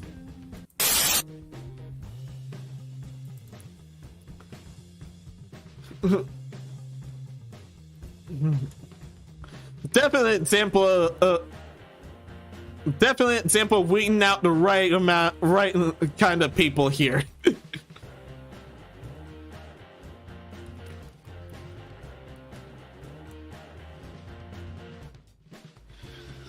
And some no-brain embarrassed himself in the article. That one's perfect. Yeah, I had to share this one the second I ended up running into that. And that was on Halloween, of course.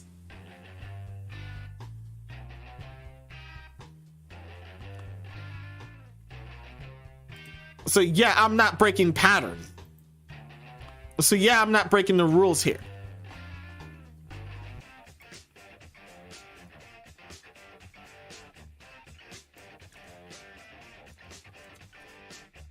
We have 3 more topics, but before that, a short interlude.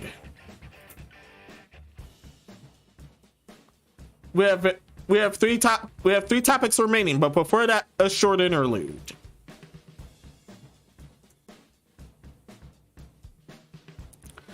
You're gonna need it. Also, I'm giving you a chance to put away the food. If you're eating anything, put it away. I'm gonna remind you again when I come back.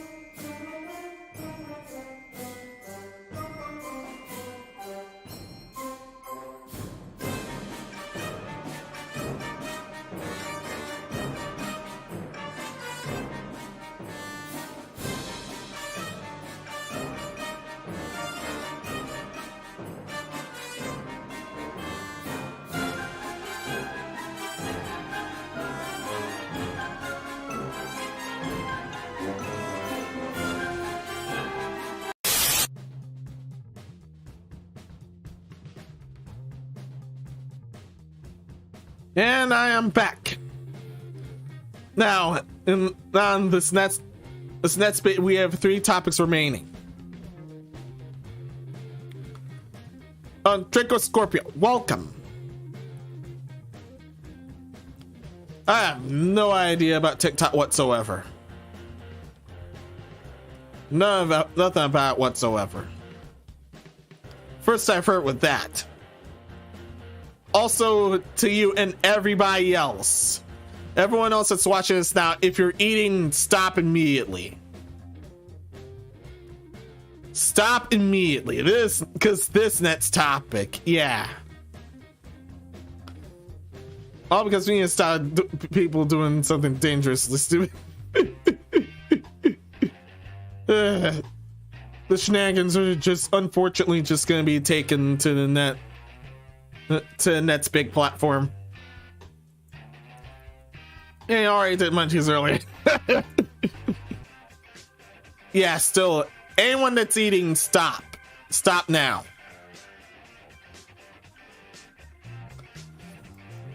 While this is a memorial, yeah. We actually have 2 memorial topics, but yeah, this one's a doozy. So, here's the showcase. This guy didn't shower for 60 damn years, ate rotten animals, smoked animal dookie, and lived to be 94 years old. Rest in peace, legend. Well, he lived on his own terms. That's what matters. Definitely not preferred, but that's what matters to him. Well, when we were grandkids, our grandmas would remark on how dirty we were by looking at our ears and say, "You could go potatoes in there." Well, my grandma said that sometimes. Well, the writer of this, but this guy, I can't imagine what his grandma would say.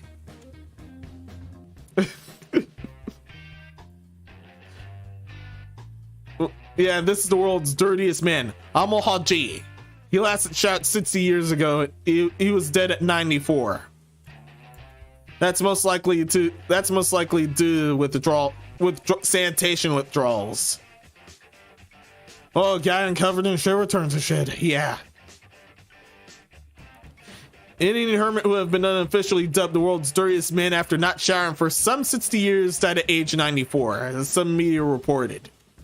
Amal Haji, not his real name, but an endearing nickname given to the elderly. Reportedly died Sunday in the village of Dejga. Haji, known for his grime-covered skin and matted hair, abstained from washing because he believed soap and water make him sick. He lived in isolation most of his life in an open brick hut, which villagers made after he started sleeping in a hole in the ground. Well, good on the villagers for that kind of act. Locals attributed Haji's eccentricity to emotional setbacks in his youth. In 2014, the Times reported he also avoided fresh food, opted instead for rot porcupine, and smoked a pipe of animal excrement. Oh, man.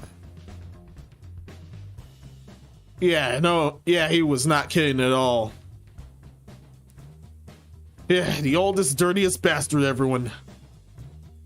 I mean, the aim even swing by his foes and tell him, yeah, you're covered in dirt and everything else. Yeah, I get. The writer said the writer guess he just didn't care. Though in the end, it sounds like he got a little bit clean. Yeah, it's possible that Haji's concerns weren't somewhat warranted. A few months before his death, village officials reported villagers had taken him to the bathroom and to wash. Some claim the clean effort was successful. You can only imagine the firefighter they needed to get that fellow clean.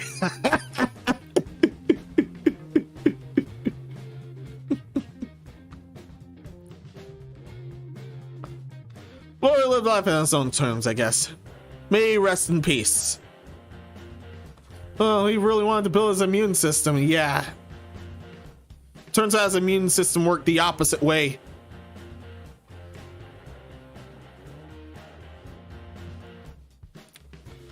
Yeah, but still, may he rest in peace. This amount of shenanigans here. They were indeed dirty as hell.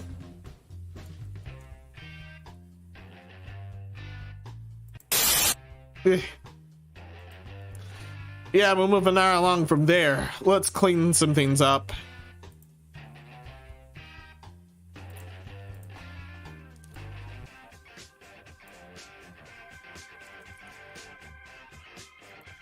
Yeah, he's last to have a thing. He's last to have a thing, but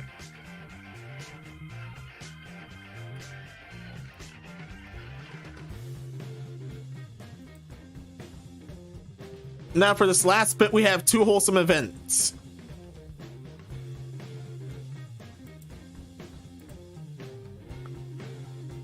For the last theme, we have 2 wholesome events. One of them is more humorous than the other.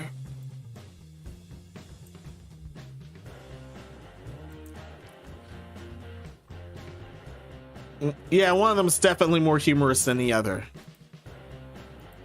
But anyway,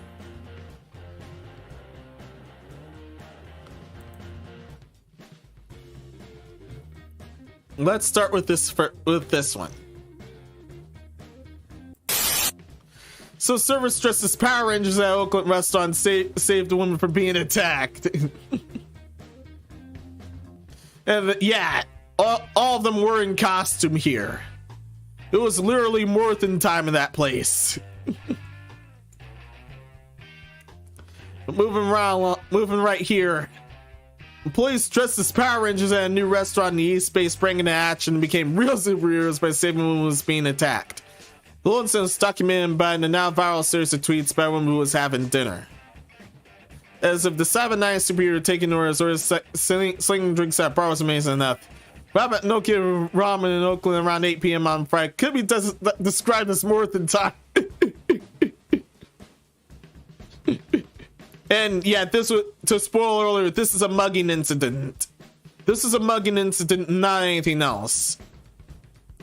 When something surprising breaks out, you're not sure it's real, said Pioli Pumpkin via Zoom.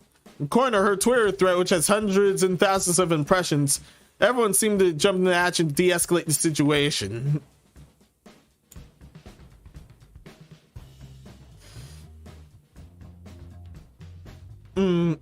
So no idea. Should I? Yeah, I've already visited Twitter. I've already visited my Twitter.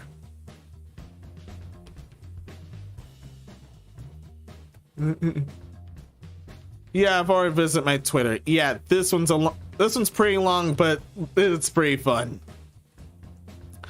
So the craziest thing that's happened at dinner. I'm at a ramen shop owned by Thai people in Oakland dressed as Power Rangers. So a woman comes rushing in and saying she wasn't safe. The man comes right in after and puts her in a chokehold.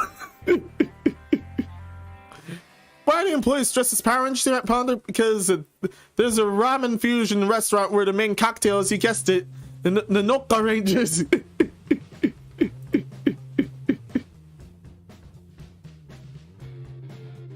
We're the Super Sentai, we'll kick your ass. Of course. And yes, this is a spicy passion fruit drink. Continuing right along down the thread.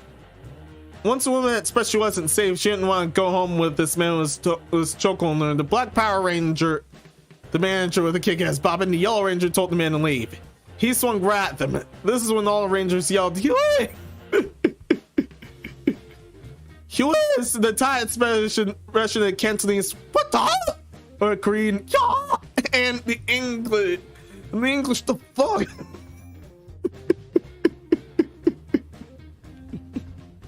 The Yellow Ranger, who had the sweetest eyes in the sleeve of tat, stood in front of Black Ranger and blocked it. Everyone nearby told the woman to hide in the kitchen. The mugger starts calling everyone Asian slurs, and if Bruce Lee was still alive, he kicked everyone's asses and beelines for the kitchen. No, mugger, he'd aim for you. He'd aim right for you, and there wouldn't need to be too much work. Yellow Ranger grabs him by a collar and drags him out of the restaurant. The mugger kicks kicks and hurls punches. Random white guy gets, don't go to jail. We're trying to call the cops. Patrons are stricken in crime. The Pink Power Ranger, the hostess told us that our food is free for this. Yeah, rightfully so.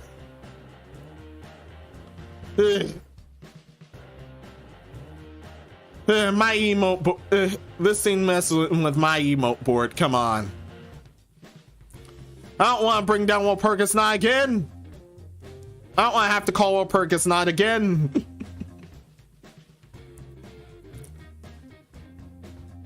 The man goes out. The mugger goes outside, starts picking up chairs, baby seats, and salt pepper shakers to throw at the windows.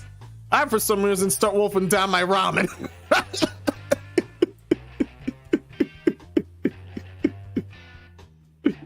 The mugger comes back with a friend or another person bugging on the street to try and fight the Power Rangers. So the mugger and some other crook were trying to fight literal Super Sentai characters. Well, of course, it wasn't working for him. Once again, had there been a Bruce Lee cosplay there, right there, the work would have been far quicker. The work would have been far quicker, and the Rangers didn't have to do too much. Going back to the story. It's been half an hour and the police still hadn't shown up despite absolutely everyone calling. A friend sees an airdrop requested the throws and she's like, the fuck not? In retrospect, we're not curious about this airdrop. More swings are slam where Power Rangers pile onto the door to lock them out, locking us right in. I tell hostess we're paying her for our meal and double the tip. Yeah, she starts shaking. Quite the nice gesture for keeping them safe. The pigs finally show up. Cooks materializes with hairnets in disarray and ready to join the Power Rangers at the door. But hear him tell the cops and the Menos now start another fight down the pier. Wow. I think all the Rangers were their time. The green one said, yeah, we're beta testing this costumes, but we were right outfit tonight. You're correct. Black Power Ranger Manager of the Year with the kick-ass Bob says, yeah, I'm a Power Ranger, absolutely no power. You showed your power that day, though. We chuckle as more Thai people show up, presumably the owner of the restaurant. There's no sense moral meaning in the story except I can't believe the Power Rangers were actually Thai. I'm grateful no guns were involved. The food at Nokia Ramen was excellent. I'm also amazing cookies tried to BTS 3 live stream was this was it worth it out? No. Yeah, it turns out that was worth it. Yeah, this was the entire story. This is the entire story of The Witness. Once back to Oracle, all the servers / Power Rangers are moving towards the scene to help another out. We talk about consent.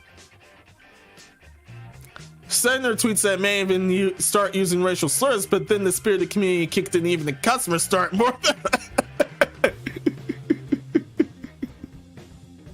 There are more than the and my best guess, at least one person was morbid. And that's even worse.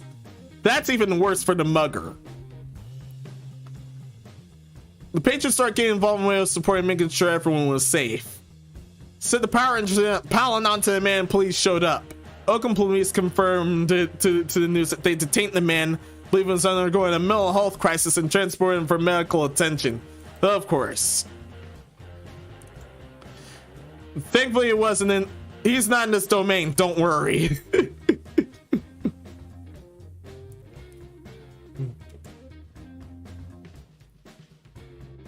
Pierre Pocanu's entire self said she witnessed the example of that fun Thai spirit and needed others coming to life. The Thai people are very playful. We like to laugh, whether it's to create harmony or balance. That's our ethos. That's how you put something that's scary or shocking or surprising. It's something within us that we turn to laughter and try and peace keep it right away. Sippe Popkin. Very good policy. I'm pretty much the same with work in general. But while the costumes which are a note to restaurant signature cocktails served in ranger-shaped vessels, only worn on Fridays, so a reminder it's always worth the time. No time. Saying the famous show, may the power protect you. It's the restaurant review surveillance footage incident. Popkin says that she wanted to make sure the community understands the workers are not vigilantes but are ready to sustain when in need of help. This is just an isolated incident. And that's the end of this. Yeah, this was quite the fun read. I'm seriously tempted to do this again for 12 Days of Lunacy. That's how good this was.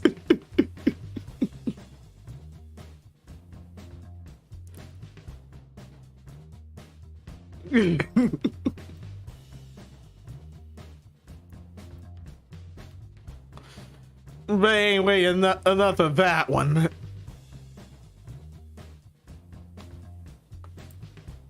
Enough of that. This ended up gone super wholesome.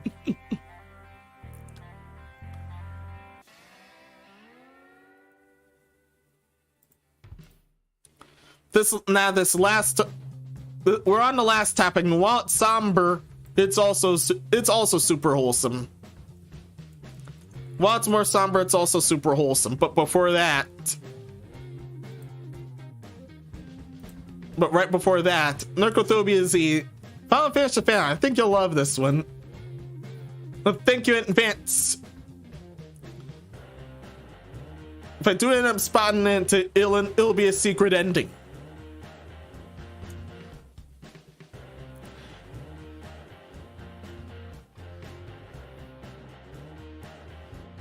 Unless it ends up being Lunashi Loots, I can't show that one, unfortunately. But other than that, I'll just thank you regardless.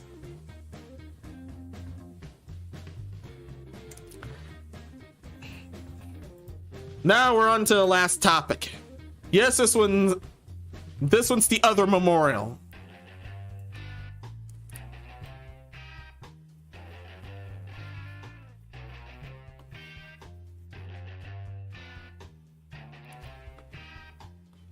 So late in September or early October, Yu-Gi-Oh's creator, Kazuki Takahashi, unfortunately passed away.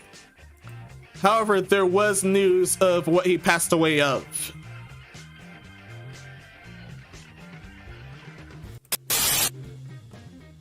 Turns out the Yu-Gi-Oh creator drowned while trying to save a family, a child, a mom, and a U.S. soldier.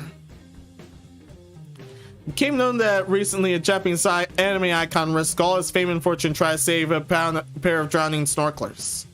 Kazuki Takahashi, creator of the manga, anime, and trading card game Yu-Gi-Oh, was found and died on July 4th from drowning during a rescue attempt off Okinawa Island, which did save an 11-year-old girl, her mom, and a 39-year-old U.S. soldier. Normally against White Knight, but in this case, hard exception here. I'm putting an exception on the previous incident for being that ridiculous. Tributes flooded social media for the hero Takahashi alongside sworn statements from witness fallen rescuer U.S. Army Major Robert Burgo of Missoula, Montana. The guy had a huge impact on the world, said Burgo at age 49. He's a hero. He died trying to save someone else. Yeah, he is a hero indeed here. At around 2 p.m., Burgo was getting ready to teach a scuba diving lesson at a popular swimming area called Mermaid Squall in Yomitan. He was alerted to the girl and the soldier who had been carried down the rip current. Burgo also recalled heavily 6-foot surf crashing on their heads, creating a whirlpool effect in which they couldn't escape. Burgo and one of his students made their way towards them along... Sorry. made their way towards him along a strip of shallow water. Below, the major jumped in to rescue the girl, becoming completely exhausted in the process. He also encountered the girl's mother, who had eventually tried to help him become trapped in the process. It was at this point that witnesses saw Takahashi also entering the water, swimming out to the same spot to try help, completely unbeknownst to Borgol. Borgol managed to get the girl to safety, but returning to rescue his comrade proved too much. Sorry. Beginning to rescue his comrade proved too much. Turning back, he managed to direct the struggling soldier to safe waters. I didn't think it was going to make it, the only 49-year-old said. Oops. Ugh. There we go. Takahashi's body was found later on the beach in Nagoya City. The currents evidently had been too much for this 60-year-old as well. Takahashi started his career in manga or Japanese comic books in the 1980s before creating the story of a kind, spiky-haired teenage boy named Yugimoto, who finds a pyramid-shaped puzzle box, the Millennium Puzzle, in his grandfather's antique shop that combined the soul of an ancient Egyptian pharaoh, who also appeared to be grandmaster of a magical card anime, a magical card game. This later developed into an actual card game and one of the most popular anime series in history. We will always remember him for every single card we play, trade, or collect. Wrote one fan of Twitter. Rest in peace, King of Games. And he seriously died a hero here. Moment of silence for him.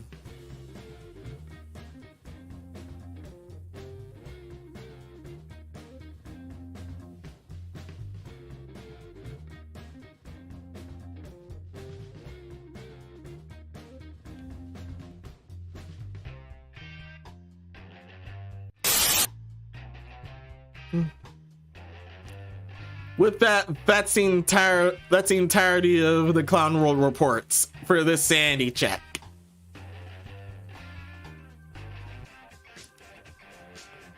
Not to say this was fun as always, and I'm honestly glad to be back doing this.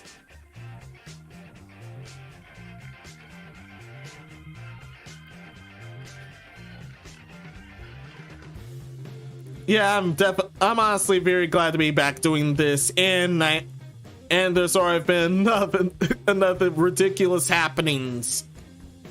I honestly can't wait for the next sanity check, but the next sanity check will end up the most ridiculous will end up being in the 12 Days of Lunacy instead. In fact, the break that I planned here is mainly for the 12 Days of Lunacy. Where I gathered the most ridiculous shenanigans while some of them being wholesome. The most ridiculous shenanigans that I've seen from the past year. This includes stuff that's prior to Sanity Check. That was prior to Sanity Check being the series. With all that being said, everyone, thank you for watching. Thanks for everything. I'm glad to be back here. Yeah, and forgive my throat running dry earlier. That was rough. But anyway, please leave a like if you enjoyed and subscribe in case you want to see more. If you want to support me any further, there's a tip jar in the description and the link tree. And please ring any notification bells if you must on your platform of choice. Especially in YouTube's case, because YouTube sub bots is rather than any of the pounding that have occurred for the Splatoon incident. Rather than possible. Yeah, and strep throat does make it feel like a desert, yeah. So is laryngitis. But enough shenanigans. Everyone, thanks for everything.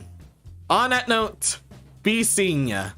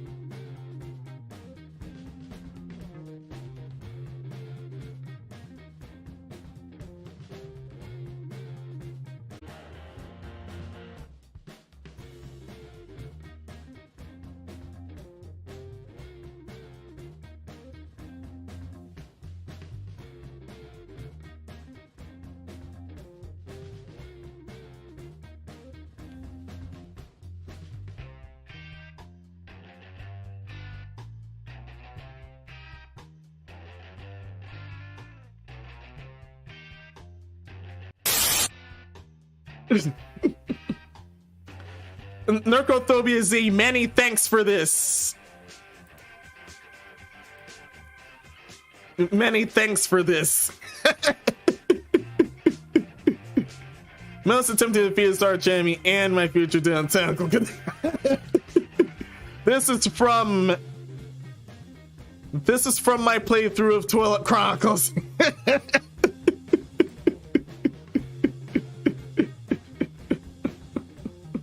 Hey, got toilet paper. Yeah.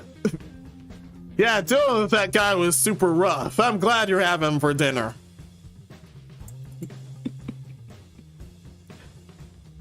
It was that rough. I honestly recommend seeing that. I recommend playing the game yourself too.